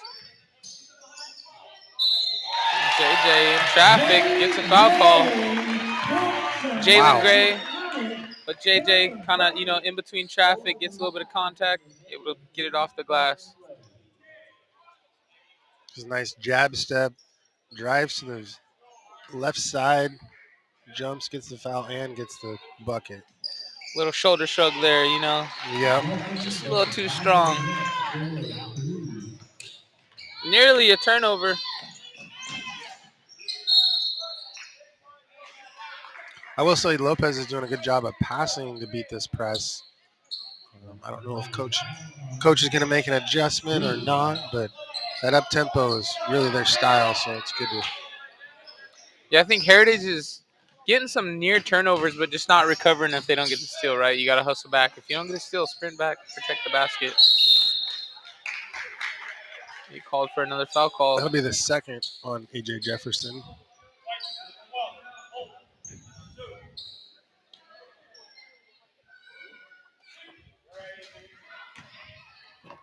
Number 33, Silas Gronley at the line for Lopez.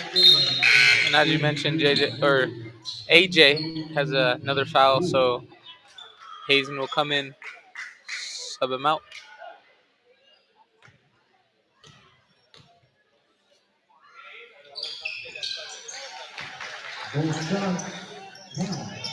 Lopez Island player able to knock down both free throws.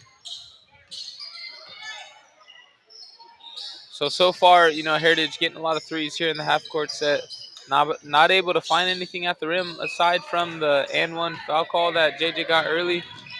And then we get a block there, and Lopez able to get a layup that they didn't finish on the other end. Great position there by Hazen Shotbell. Foul's called on number 11, Andres Meissner. Man, on that last play, JJ Gray is just lightning fast. Comes back and sneaks his hand in there when the guy thought he had an open lane. Yeah, able to disrupt it, make an errant layup for Lopez. So yeah, way to recover. Amari with the take. Oh, a little shuffle of the feet there. DeCalla did a great job of finding his cousin Hazen Shotbell.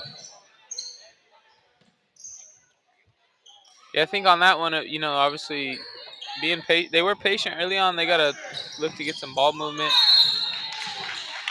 They caused a turnover and get the ball back, so we'll see what we get here on offense. Amari Hatch right in the player's face for Lopez and caused that travel there.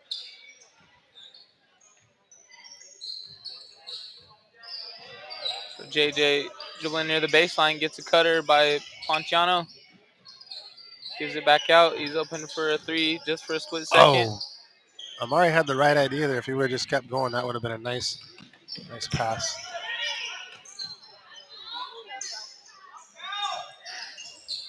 And then Lopez gets a three look. And a rebound, so I believe Chano will be called for a foul call there.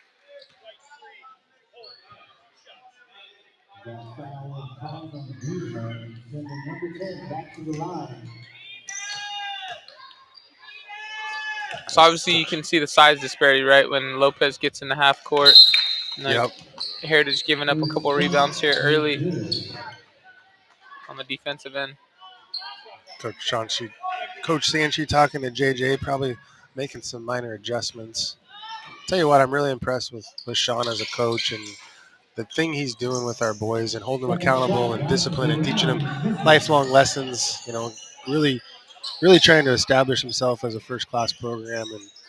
And I know the boys were talking about some of the things at practice, and he's making them run for this and making them run for that and holding them standards of the grades. And so they may not realize it today, but 15 years down the road, they're going to look back and be thankful they had a coach that held them accountable to high standards.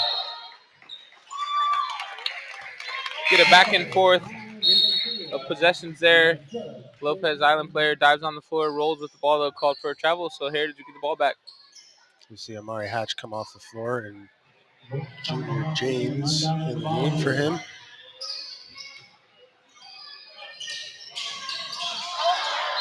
Chano gets a wide open look and lets it fly. They get what the kids call a wedgie on the rim.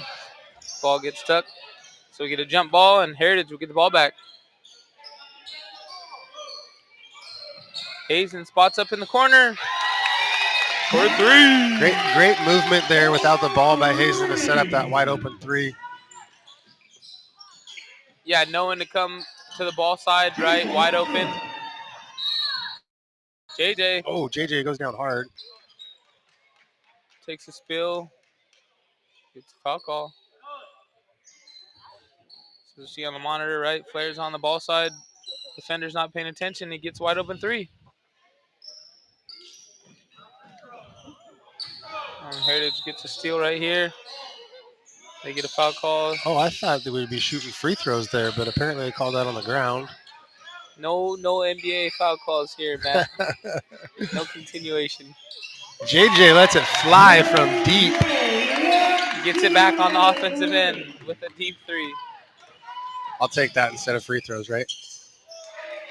Lopez with the answer, though, on the layup. They're showing some speed of their own. Number 10 there, Ethan Patrick for Lopez showing they can get outrun a little bit, too. Another three for JJ.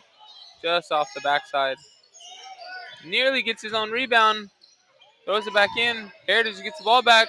Oh, but a steal for Lopez. A little bit too much there for number 20 on Lopez. Nearly turns it over. Number 20 would be Henry Robles.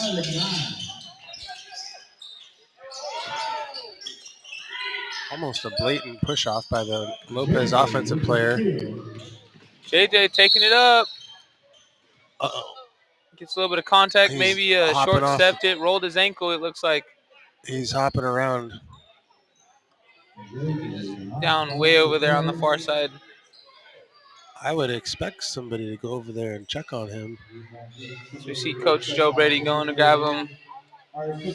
Possibly check on him. Appeared to have rolled his ankle. I believe he was trying to go for some contact. Player came right under him and he rolled his ankle.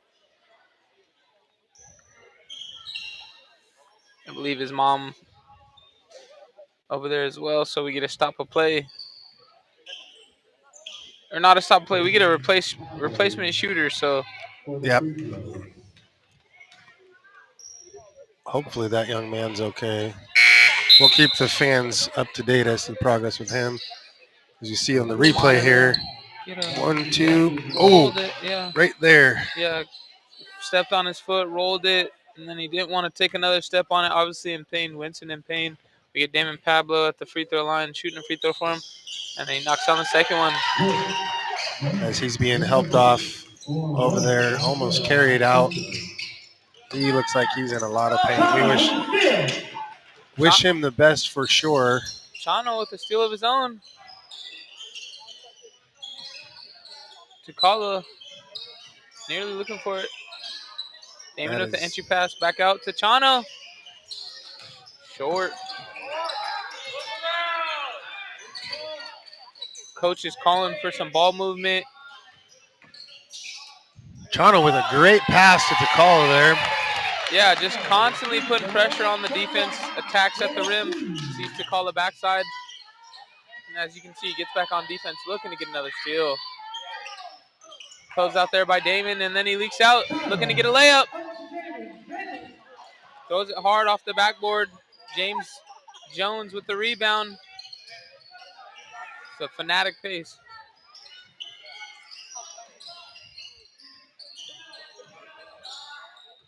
Heritage looking to get a good look, so they slow it down, passing the ball around.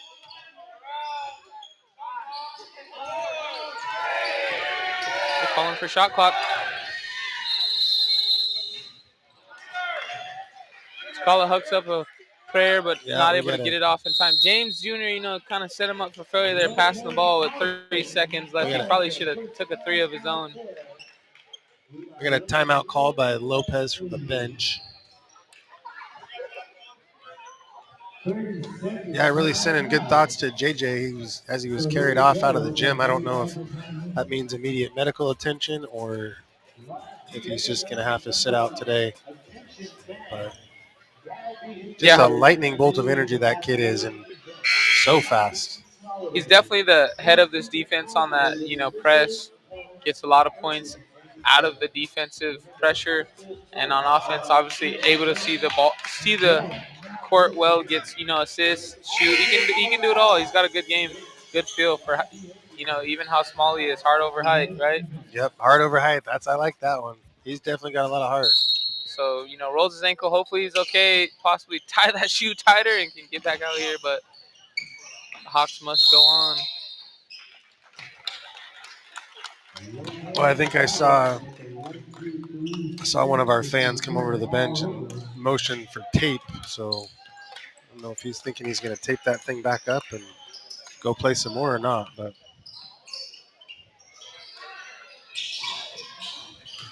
Chano with a good pass there to Takala inside. He gets a mid-range, not able to hit it.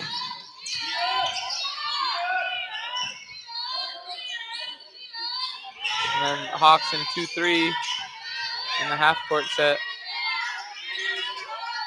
Clean block there by Takala from the backside. Looking to run.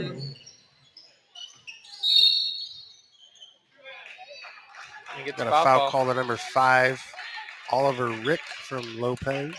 And I really love with this Hawks lineup, like I said, they get a rebound. They don't got to wait for a ball handler to get it. They can get it and go. So that, really, really just aids their play style. Everybody can run and they can get some layups. You don't always got to come down and walk it up for a half-court set. As you can see, Takala gets the rebound, gets a foul call, goes to the free throw line. Just like yesterday, money. Yeah, it was amazing. 25 or 26 free throws in a row. Just with a couple minor shot adjustments. And, Darryl Walker here was a former standout at Marysville-Pilchuck High School and was one of our staff members, our PE teacher, and played at Eastern and coaches at a high level. He's got just probably one of the best shooting coaches in the area. And a steal there by Takala. Trying to go through the contact. Gets a layup. End of the first quarter. Full court heave by Lopez, no good. Toledo Heritage Hawks go into the second quarter. Up 19. Lopez Island 9. Yeah, that's awesome to hear Coach Walker, really, really giving back. Obviously, he's a staff member here, but then, loves to really get the basketball drills going for the boys who are on the team.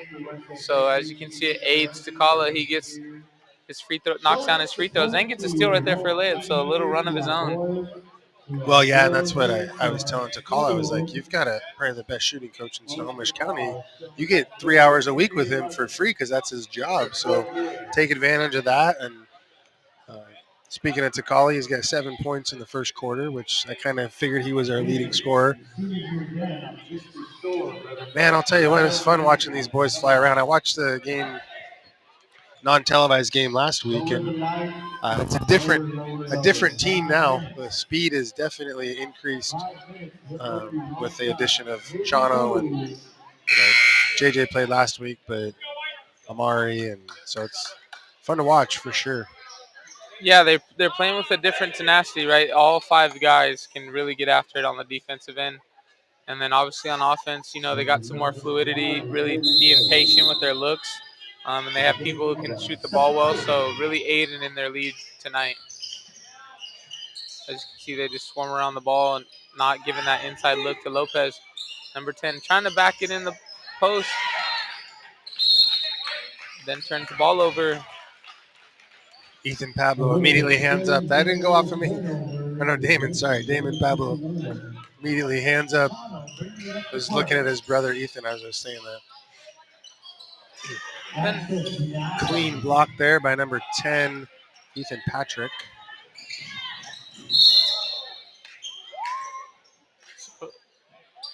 James Jones Jr. looking to take it on the chest, but gets called for a foul. Maybe might have been moving down low. Oh, yeah, moving right with him. Takes a shoulder to the chin, it looked like. So foul call there. Luckily, it's on the ground, so Lopez will just take it out on the baseline.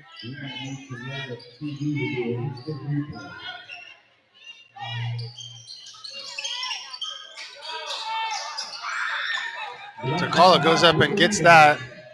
Chano with a good pass to James. There we go. Nicely done. That was a nice fast break.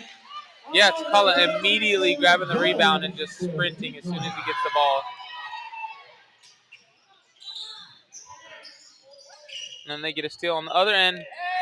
Damon's for going a to come in and splash from the outside.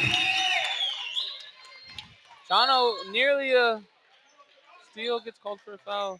Chano's getting just a little too aggressive there.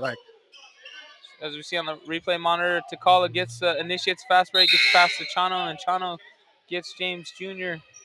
on the backside for a layup. Then we get the replay of the 3 for Damon.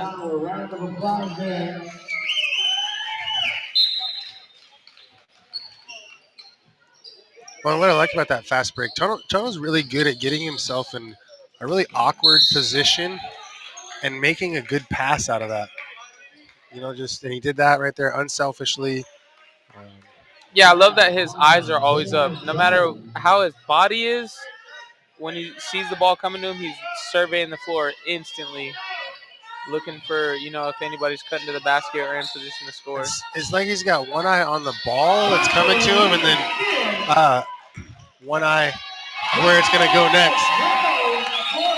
And Hazen with a steal of his own, and then a dime to James Jones for another layup. AJ does a great job there stepping in front.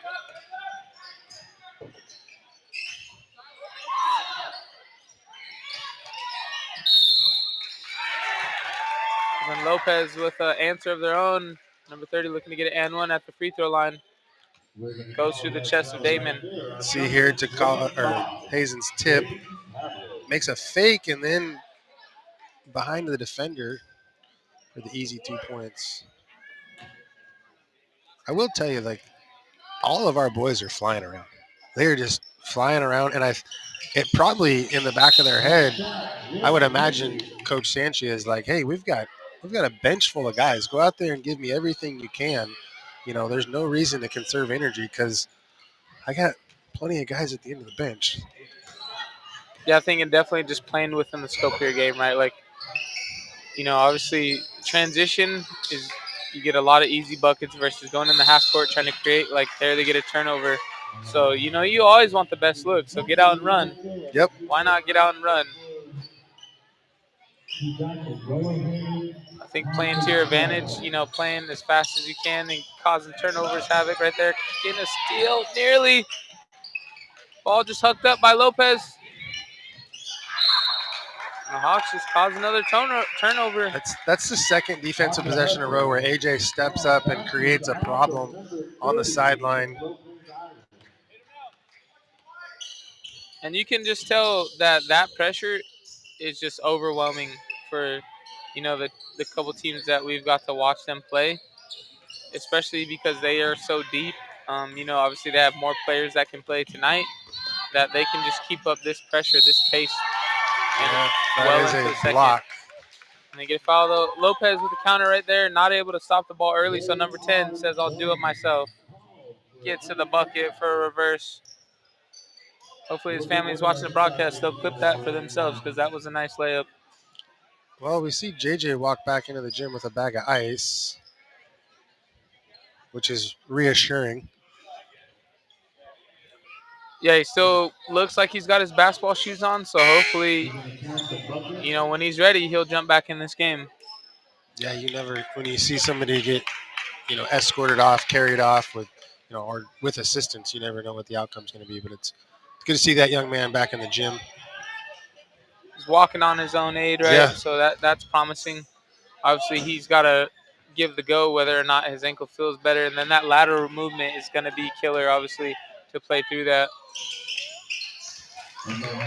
Well, and those ankle injuries are something they can just be lingering, right? It's especially when you're playing in the middle of a season, get them on a tape protocol and support and recovery, and you see Hazen from 3.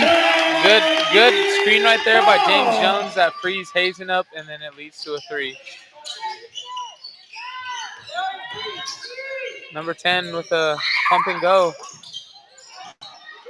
Lopez with the hustle rebound. Another one. Just can't get it to go through the bucket. Oh, nice pass there. Sakala with the dime backside to Damon. Heritage is really trapping at the half. It's another steal.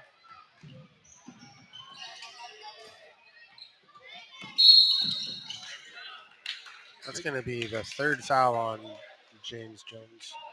Yeah, not a foul you like to see. You see on the monitor. Sakala goes past his defender with a hesitation. And then gets a... That was the epitome of a penetrating kick. Draw the defenders to you and then throw it to the guy that's open for the easy lay-in. And court vision was excellent there. And the pass wasn't perfect, but he didn't need to be perfect there. He got in the area, and Damon was able to secure it and get the easy lay-in. Yeah, great pass by DeCala, extending that lead. Lopez looking to get something going, get a run. They get a foul call here. They're at that foul count that you mentioned, so they'll get a free throw. Ethan Patrick nails 2.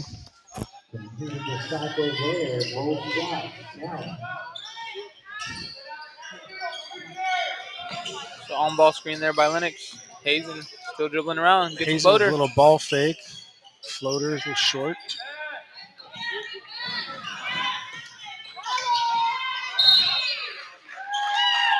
And they cause another turnover. It does seem they're letting some of that handsy contact go with the ball carriers or the ball. I got football on my mind saying ball carriers. With the offensive player dribbling, there's some handsy action going on. Yeah, as you're saying that, you got number 10 for Lopez Island going to the free throw, and you can see he's breathing heavy, bending over. Obviously, doing a great job early, getting to the line, his best to carry his team, but I don't know if Lopez wants him to keep up this pace the whole game. No, I don't think they want this pace to continue. Right, if that's your player going to the line and getting scores right now, obviously that helps you. But come third and fourth, that's going to be tough for him to carry that load. So obviously, strategy of Heritage coaches paying off, paying big as they're up 15. Well, and if I don't imagine that Lopez is used to playing this level of speed in their basketball games, and we do this every day. The nice part about the size of the squad we have is, from a coaching perspective, you've got three groups of 5, and you can go run full court. Which the guys that aren't getting the playing time right now, the guys at the end of the bench, they don't realize how much that helps their starting 5, their number 1 through 7 or 8, just with being in that much better shape to play at this level for a whole game. I mean, I don't think Takalas came off the court, and he still looks as fresh as he did when he started. So hopefully the starting 5 recognize that and acknowledge those guys that don't see as much of the court and playing time. It's a team effort, right? Everybody's got their role in the team. So yeah, I like that you said 3 rotations basically. So at any time, if Lopez is relying on one player, he's got a barrage of bodies just coming at him. 3 rotations, and you're getting full court pressured by 2 and 3 guys every possession. I don't think that's gonna last. Yeah. From a practice standpoint, you've got 15 guys out there, 16 guys. So you can have one team sit and create some competition, as we see Hazen getting a little fancy there. Yeah, you can play miniature games, and Lenny lets it fly. Not afraid to shoot the ball. That kid is not. When he gets on, he gets on. But nobody stepping in front. Number 10, he gets a layup. You give up the layup there, the 2 points, but it was good defense. Nobody moved their feet or leaned into it. Yeah, and you just got to think every time he has to go the length of the court, you're tapping in the gas. Oh, you're testing his conditioning.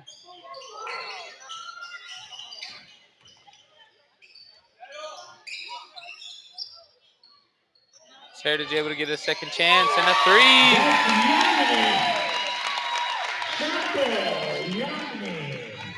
So just really pouring it on here. You know what I like about that last offensive possession is there was guys that passed up decent looks and waited for Hazen to have a wide open set shot, which creates a good shot and gets us 3 points. Off the mark for Lopez. As Ethan Patrick tries to answer unsuccessfully. DeCala with a nice crossover move and then a dish down low for Damon, who hits that was really a nice job by Damon Pablo cutting along the baseline. Kind of an off-balance 1-foot jumper, but and then gets a steal. Yeah, comes back down and gets a steal, right? Yeah, Damon really just coming alive.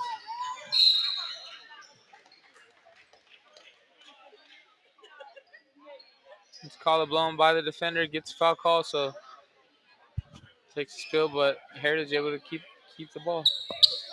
I'm gonna go from the baseline here. Love that change of pace move he has right there. As you can see on the monitor replay, he gets it able to go by his defender and then gives that, like you said, that baseline cut pass for Damon, who gets an easy shot.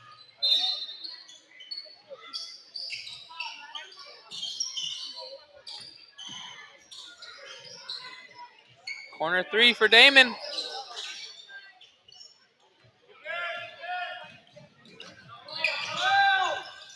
Coach Sean looking for them to stop the ball. Lopez shooting on the first pass. Not able to hit the 3.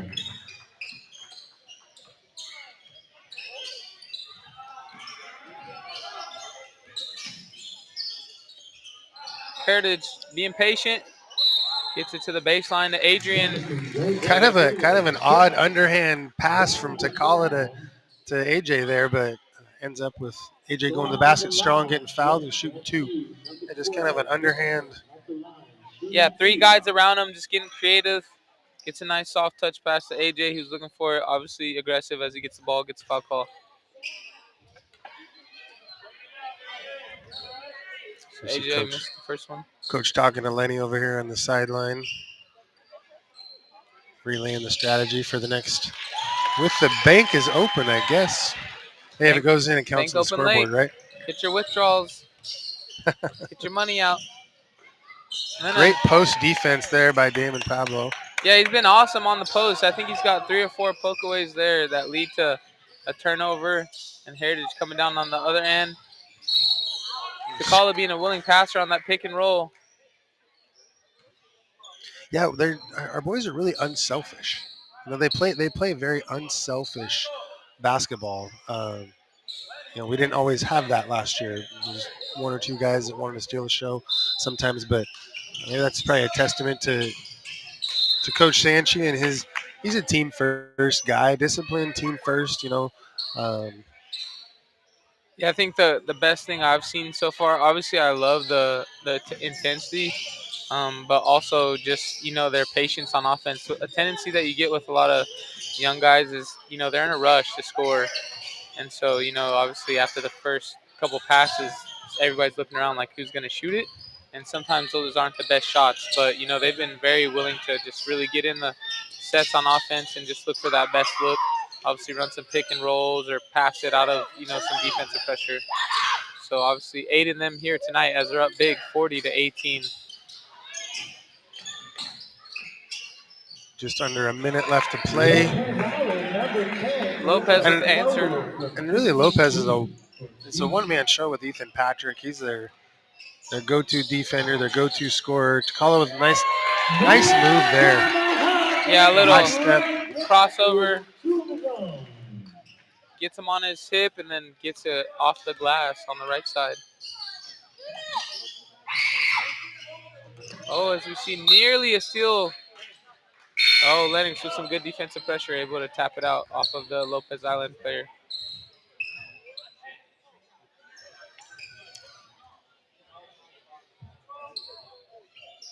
Short break there for number 11 from Taishu. 25 seconds left here, possibly Hawks taking the last shot of the half.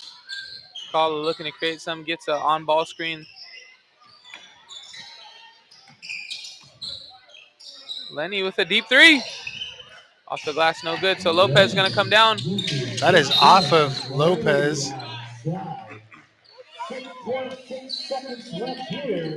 So we got 6 seconds. Ball's going to be in the hands of your high leading scorer. He knows what he's got left. Little hitch and up and just missed it. That was a good attempt. 6 seconds, get the ball, go to the hoop, attack the rim. What a half of basketball for our boys. 42-20, they lead. 22-point lead. Yeah, Heritage Hawks boys doing a great job so far. Obviously, the injury for Jalen Gray, not what you want to see. I believe he switched his shoes, so I don't know if he'll be coming back out. He's trying to keep mobile, but, Heritage Hawks boys maintain that lead up 42-20 on Lopez Island.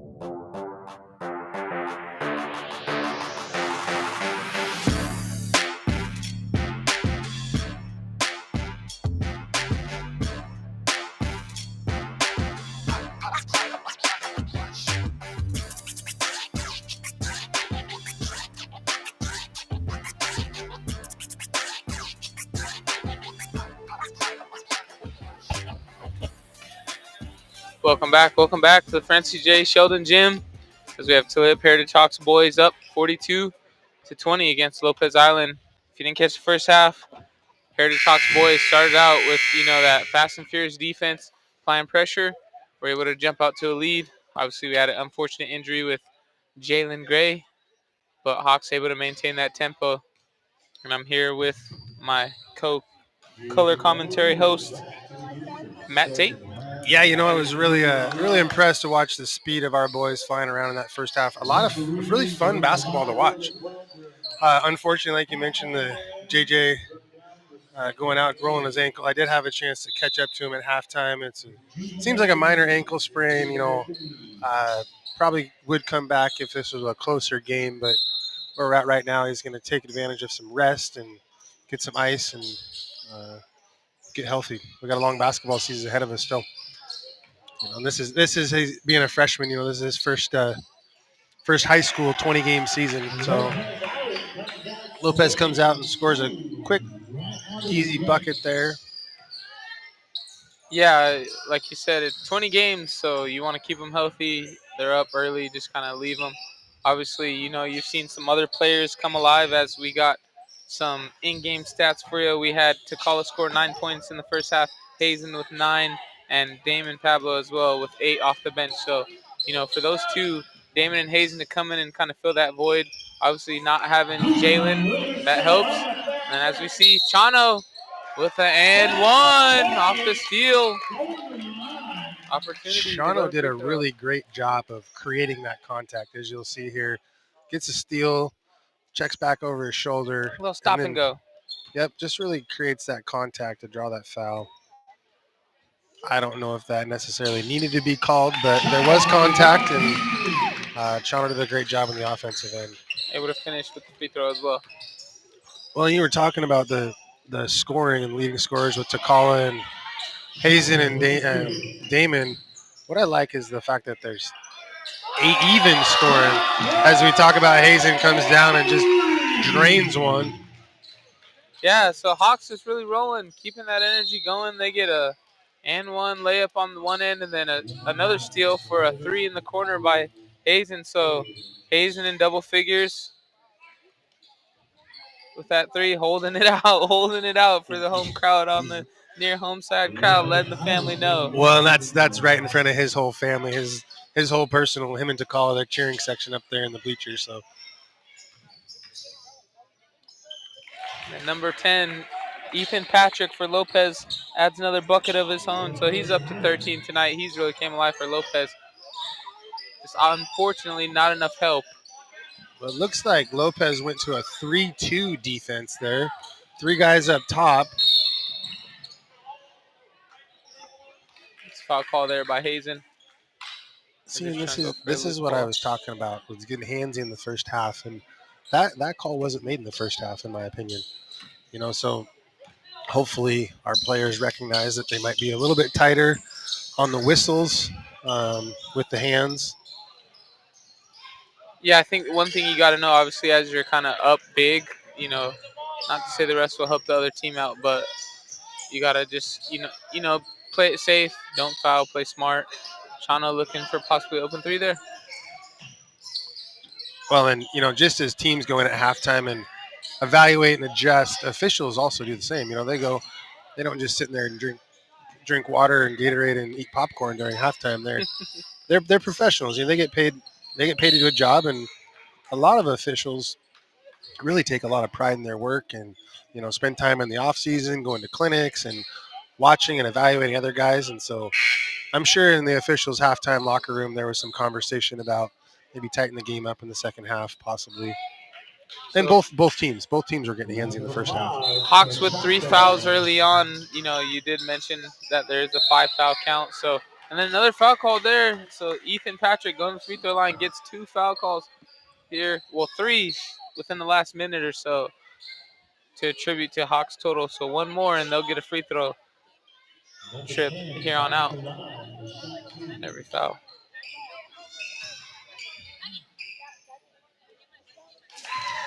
He makes the first free throw.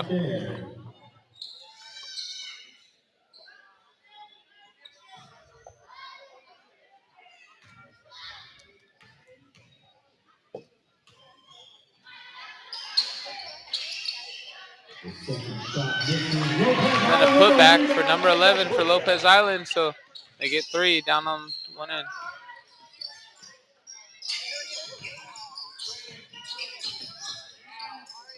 Hawks looking for a good look up top. Amari dribbling, trying to create a look for his teammates. Turns the ball over, wasn't able to catch the pass.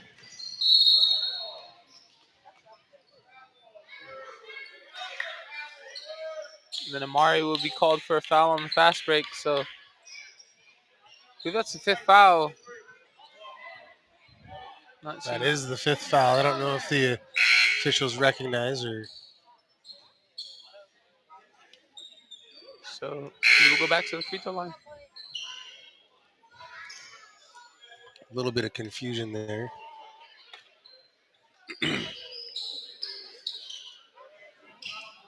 So just as Hawks jump out for a run, Lopez able to counter and get a little bit of run their own. Let's see if they respond and maybe close this gap. Cuts the lead down to 20 exactly. Still a sizable lead. Nothing to really get too concerned about. Lincoln Pablo seeing the floor for the first time tonight. Here's the rebound. He's a kid that was kind of on the fence if he was going to play or not.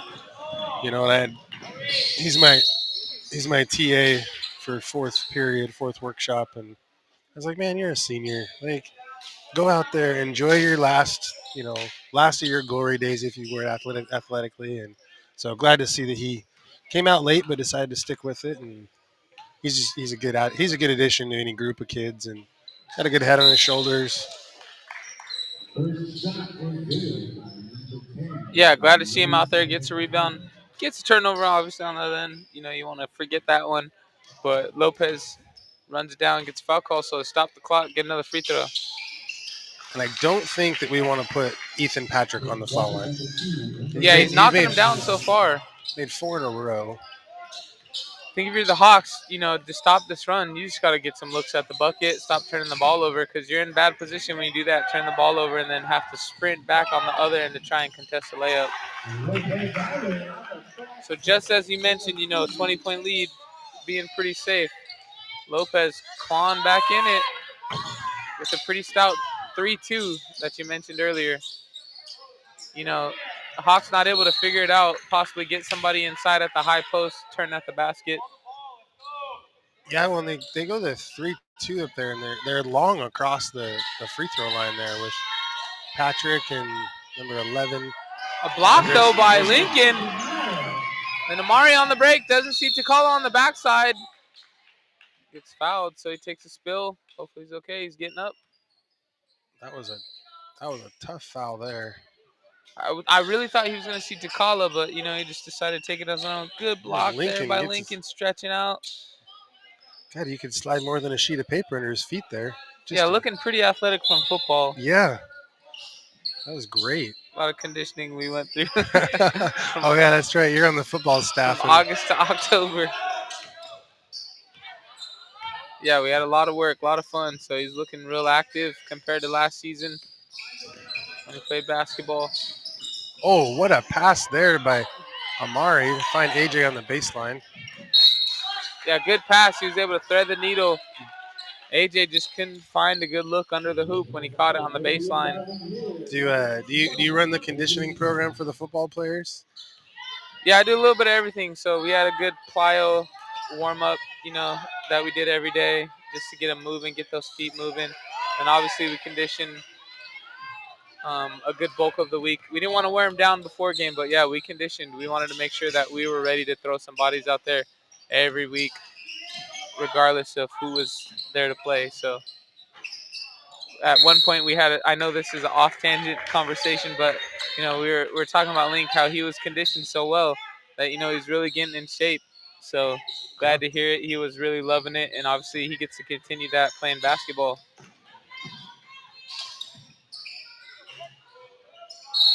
As he gets a good box out and a rebound there.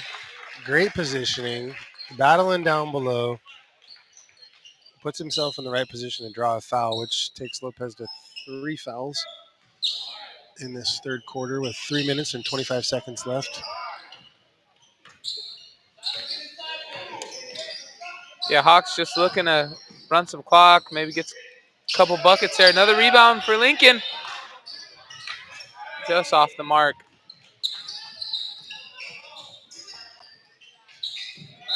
Great hands there by Damon Pablo. Yeah, good pressure. He's able to cause a turnover. Didn't get a steal, but able to knock the focus of Lopez, so guy tips it out of bounds.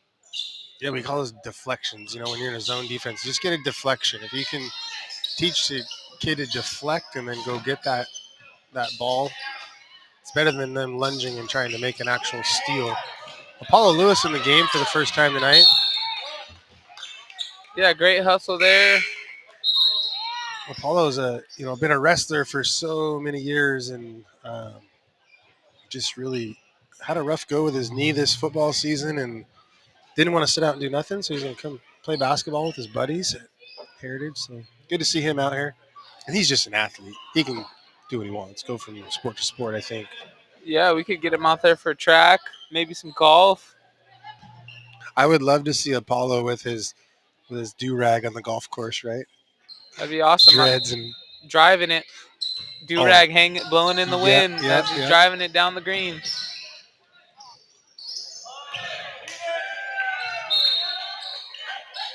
Hawks playing some good defense still, able to stop the run of Lopez. We'll get Lincoln Pablo to recruit Apollo to play golf this year. Because I bet he could hit a golf ball a long ways. He's a strong kid. Got a kickball called there. Apollo flash and Amari tried to get it in the ball. Yeah, I love that they're slowing it down, trying to get some good looks here. Just trying to get, score. Obviously extend that lead, keep that lead maintained. Amari with a little bit of a crossover and a step through.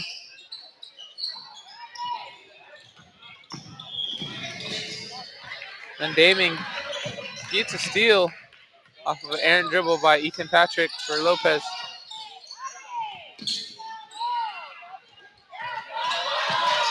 Then Apollo with a near steal. And then a jump ball, and White gets the ball back. Heritage Hawks.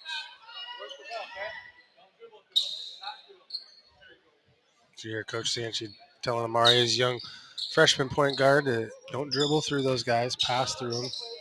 It's an adjustment. Amari is probably a kid that's used to playing with kids his age and not really having all the challenge. Well, now you're playing against kids that are 4 years older than you, and it's an adjustment for a young Good entry pass there.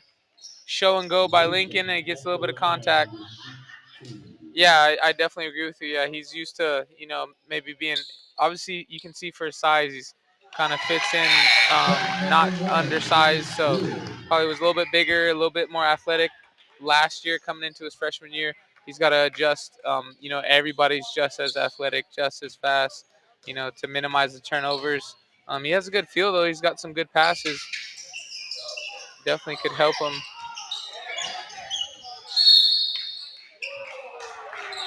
Like you said, Coach Sean saying, hey, work the ball. Yep. Don't dribble in between that double team. Lincoln able to knock down a free throw.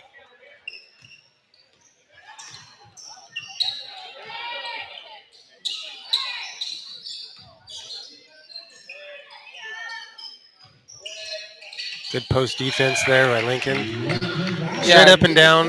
It's better offense by the Lopez player as he hits a turnaround jumper on the baseline.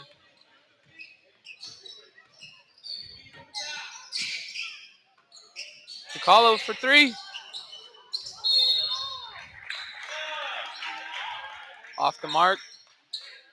Ball gets knocked out of bounds, though. Heritage will get the ball back.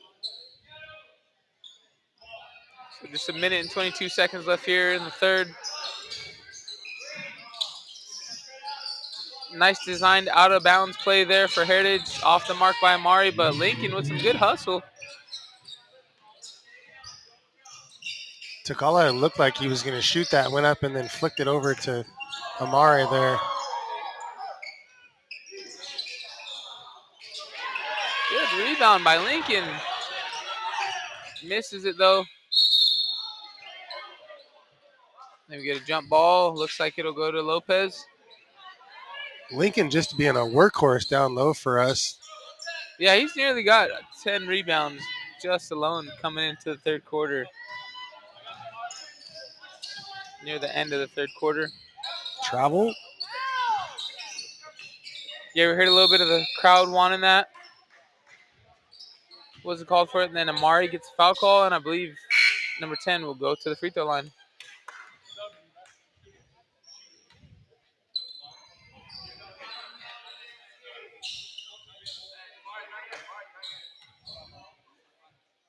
So I believe Coach Sean having Hazen come in for Amari.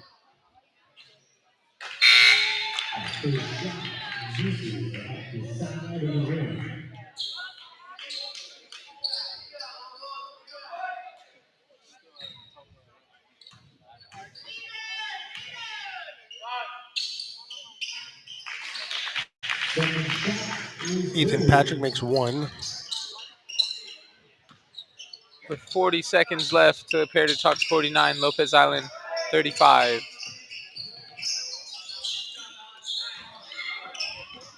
Kala got caught holding on to the ball too long. Wasn't sure where to go for it. And, Patrick goes up and gets that out of the air. One-handed catch. They call that like the moss. You got moss there? Yeah. Football terminology. My son always talks about getting moss and mossing people. Heritage with 12 seconds left. You know, I'm really impressed with Damon Pablo's level of effort that he's shown us tonight. Lincoln, good rebound, gets called for a travel though. Yeah, Damon definitely just coming out aggressive, just looking to score. He's been awesome in that, right? And then also playing some great defense. You know, everybody who steps on the floor tonight has definitely wanted to contribute for Toledo Heritage Hawks as they go into the fourth. Up 49, Lopez Island 37. So just going into the fourth here, we shall see if... So we got Chano checking in and Junior checking in. Yeah, starters looking like they're going to go back to the starters.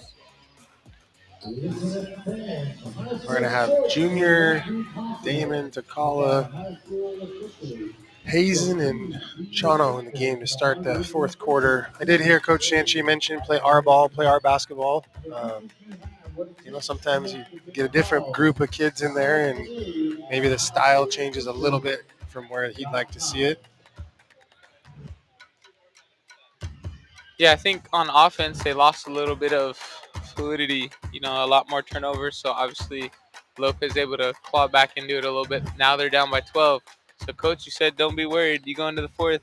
How are you feeling for Heritage Hawks? I think we need to just get back to how we were playing in the first half. You know, playing our brand of basketball, flying around. You know, we're better when we play fast. That's what I see. And you know, Lopez came out in that 3-2, so we're gonna have to figure out where the gaps are in that zone and attack the zone. And you know, I've seen plenty of these kids. They get hot real quick, and then that'll shut that down. So another storyline for tonight. See, we get our updated stats. We got Ethan Patrick with 21 points on the night for Lopez, and like I said, he's their go-to MVP, and so we got to find a way to minimize his impact on the game, whatever that may be. It looks like they switched it up and went to a 2-3 zone versus that 3-2 look they were showing. Yeah, Lopez changing it up. I don't know if that'll work in their favor, but you know, it's still early. Obviously, first possession. Hawks able to get a rebound. Yeah, Takala for three. Well, and the easiest way to get Lopez out of that zone defense is to hit it 3 or 4 of those, and they'll have to come play man-to-man. Lopez able to respond. They get a layup on the other end.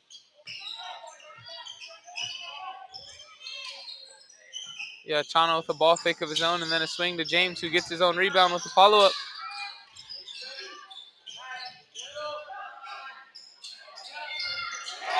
And Damon with another three. Damon Pablo is just having a night tonight.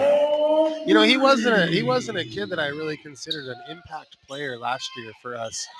But if he plays the rest of the season like this, like he's played tonight, I'm excited for him. Yeah, I think just his composure alone is what's going to keep him in the game. You know, he's going to play and just fly around. Obviously, maybe cause some turnovers, and then he's going to shoot the ball. He's going to be a threat. So you got to love that as a coach. Right here, as we see on the monitor, he gets it, doesn't hesitate, foot off the line, shoots a three. So Yep.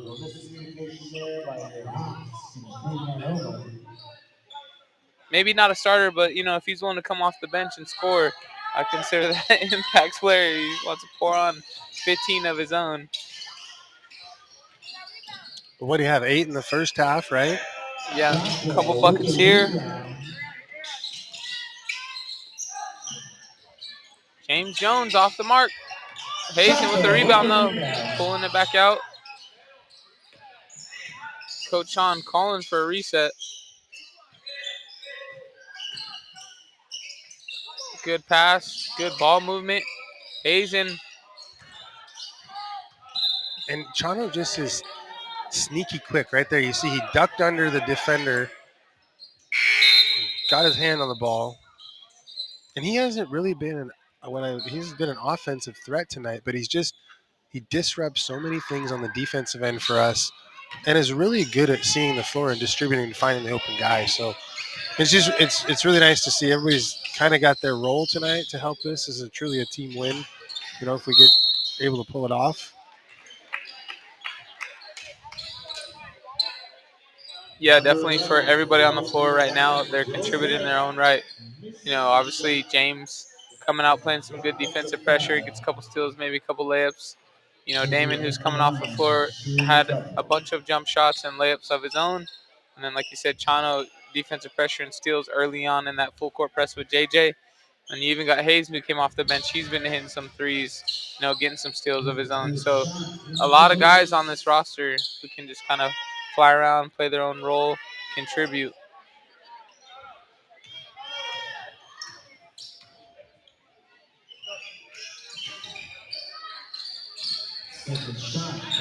Hazen gets the rebound, takes off, trying to put some pressure. Oh, wow. Great. Behind the back, change direction, and sees Takala coming up on the opposite side. Great job just to move without the ball. Nearly, you look like you want to throw that full court pass. Just gives it up. And then a three, hold it. I feel like we're picking up the tempo, and I think I mentioned that before this quarter started that we play better when we play fast. You know, you might make mistakes, you might make a few mistakes here and there, but we definitely play better when we play fast.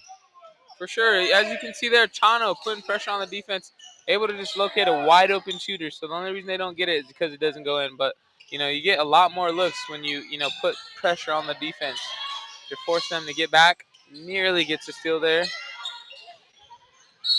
That's offensive. Damon Pablo finds himself in the right spot. Feet are set.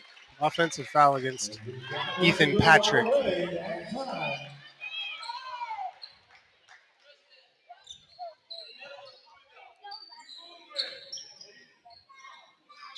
Yeah, great adjustment by Coach Sean, letting some of his players get a rest and then, obviously told them put the pressure on, come out the fourth. Play our game is what I heard him say, which was, how they started.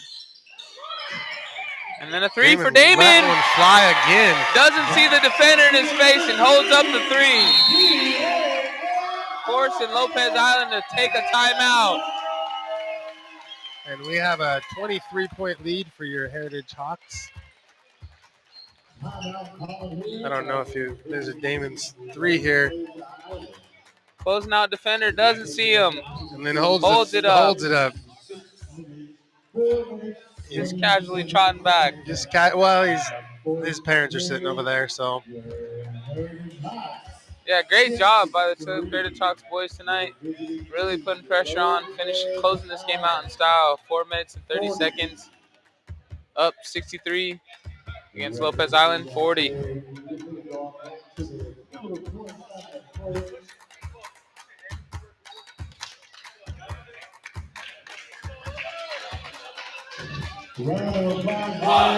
Yeah, it's 13 points on the night for Damon Pablo.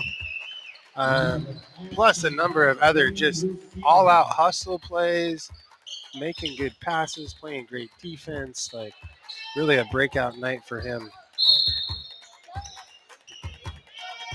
Yeah, definitely a great job coming alive here in the fourth. Just not hesitating to shoot. Maybe he was working with Coach Walker. Oh, him and Coach Walker have a pretty good relationship as well, and I'm sure Daryl's helped him as well with his shot. Yeah, shooting it with confidence. Obviously, Coach Sean probably loving that. Hey, I don't got to worry about taking you out the game. Good deflection there by James Jones Jr. He sprints the floor. Sakala looking to create something. Jump step in the lane. Gets a foul call. Goes to the free throw line. Yeah, Hazen kind of got into Collins' way there a little bit, but a little shimmy and shake and drive creates contact. Yeah, I think he was trying to give him the signal like, hey, I'm going to set you a screen, and Takala just decided to go hezzy and go the same way. But nonetheless, gets a foul call. And it's out on the first one. But that kind of stuff's going to happen when you play fast like we're playing right now. But I'll take it. If I was Coach Sanchi, I'd be really happy with the performance tonight.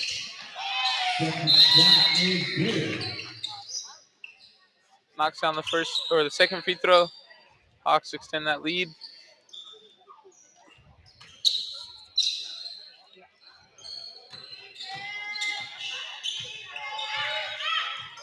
Yeah, so obviously Hawks fans loving it. They gave good cheers, but other than that, it's been a pretty quiet night. Hawks being in control. Hazen. Wow. One-man show down the lane. It looked like he was going to lose control of that and recovered. Just an athletic move there by Hazen Shotbell. Yeah, nice little 1-2 through the lane and gets a layup of his own. Then that pressure causing another steal. And then a no-look pass to Chano in the lane. Gets the call on the baseline, and then James Jones Jr. with a fake and go. Turns over the ball, so not able to capitalize on that steal. Chano finding his way to deflect the ball again. Comes back and swipes it. Creates some contact there and misses the lay-in as a foul's called on number 20, Henry Robles. Oh, my apologies. Number 33, Silas Granley with the foul there. As we see on the monitor, we see the layup by Hazen, then the good hands and steal by Chano as he goes to the free throw line. And I think if Chano goes up with his left hand there, he makes that shot. But yeah, definitely, you want to see a little bit of the fundamentals. Still goes to free throw, knocks on the first one, so hopefully he'll finish. I was just gonna say though, that pace, man, he's got such active hands, like you said. His stop and go and just his cause for havoc on the defensive end. Obviously, attribute that steal there for him. So 3 minutes left in the fourth quarter. Hawks up by 28 points.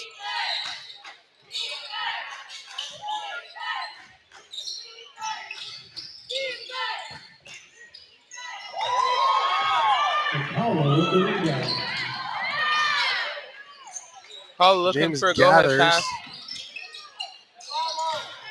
Yeah, passes that up to James Jones, who shoots a three. James splits the defenders on that double team. Almost out of control looking and tosses up there. He's limping around a little bit, grabbing his leg. Yeah, he had to fight for that score right there. Takala patiently sees him, gives it back to him, and he splits defenders. Maybe a little bit of reach there. A nice little soft touch off the glass. It goes in. Looks like Lennox is checking in maybe for James. 2 minutes and 29 seconds left here in the fourth and final period. So Hawks again, closing this game out. It looked like maybe Lopez was going to get back in it for a second, but they really came out, blitzed them in this fourth quarter to extend this lead to 30, up 70 to 40 against Lopez Island. Well, Chano sat out for over half of the third quarter, and he's a difference maker on the defensive end and just the tempo side of things for us.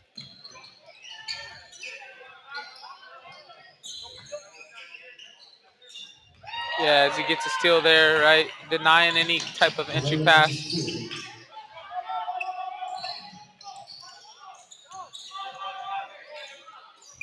And then another deflection there. And a rip by Damon.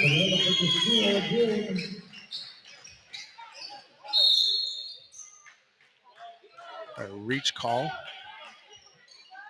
Hawks ball on the baseline. And as we see Coach Sanchi emptying the bench here, he'll send in, I believe, Apollo Lewis. We have Cadence Williams and Rylan Dumont going in. As you hear the fans in the background giving our starting five almost not a standing ovation, but a pretty good cheer there. Recognize their hard work tonight. Just under 2 minutes left here. Apollo with the entry pass to Rylan. Rylan passes it back out to Lennox.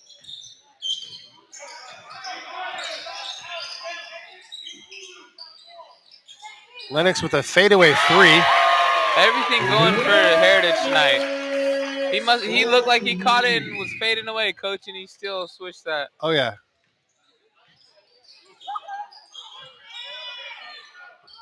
Three for Lopez for the answer. Lennox hasn't seen a three-point shot he doesn't like.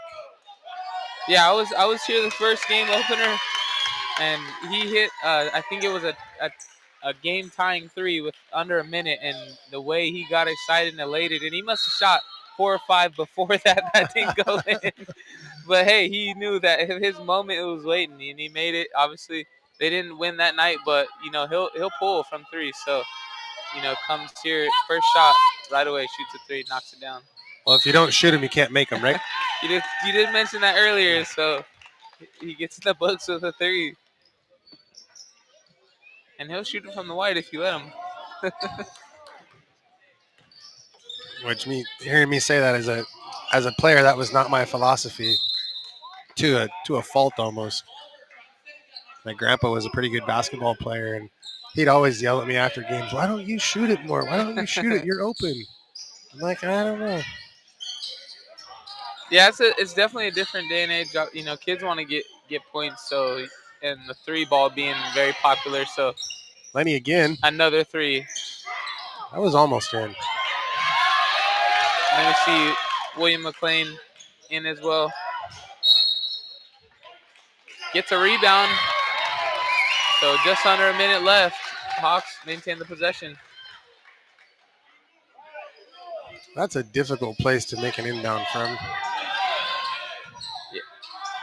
Yeah, on the baseline. That corner baseline is the most awkward place to inbound the ball from. Apollo just looking to run some clock.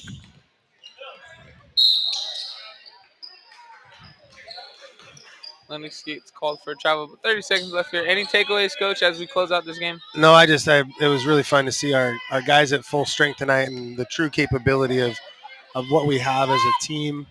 Obviously, I mentioned the speed is our biggest strength and asset, both on the offensive and defensive end.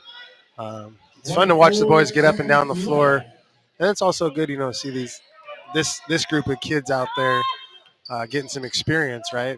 Get some varsity level experience and get on the floor. And I just real good job by our boys tonight on all aspects of the ball. Yeah, I agree. You got to see showcase of everybody's talent tonight, so definitely a great job by the boys as they're able to close it out against Lopez Island. So fair to talk 73, Lopez Island 40. So as we had the last game, I believe we will have a student athlete interview. So we will hear from one of the players here shortly.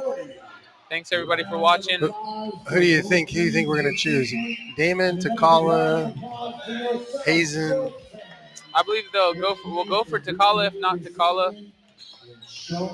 And I'm completely wrong as I see Junior. James Jones Jr. being asked to come up. I don't know if he confirmed, but we shall see.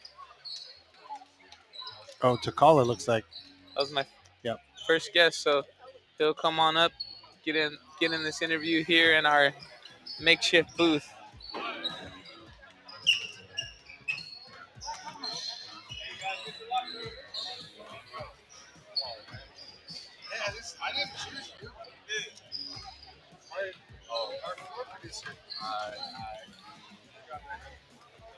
I'm not a talkative guy, so. Huh? Hey, great job tonight, Takala. You really poured it on the offensive end, had everything going for you. You know, what was your takeaway from tonight's game? What can you say about your performance? You know, I don't know. Just coming off my little ankle injury, you know, come out. I just wanted to show out for my family. You know, they came out to watch, so hey, I gave them a show. Yeah, as we can see on the monitor, you guys had everything going. Obviously, you facilitated well, and you were knocking down the threes. Anything that Coach Sean talked about before the game that you guys felt like you executed well? Playing together and playing hard, you know. And what can you say for the fans? What can they look forward to the rest of the season? Hey, we're strong when we have everybody, you know. Awesome, great job. We're really proud of you tonight. You did great. Great wins. We'll keep on watching the rest of the season. All right. Thank you, everybody, for watching. That concludes tonight's program at the Francy J. Sheldon Gym. Clip Heritage Talk 73, Lopez Island 40.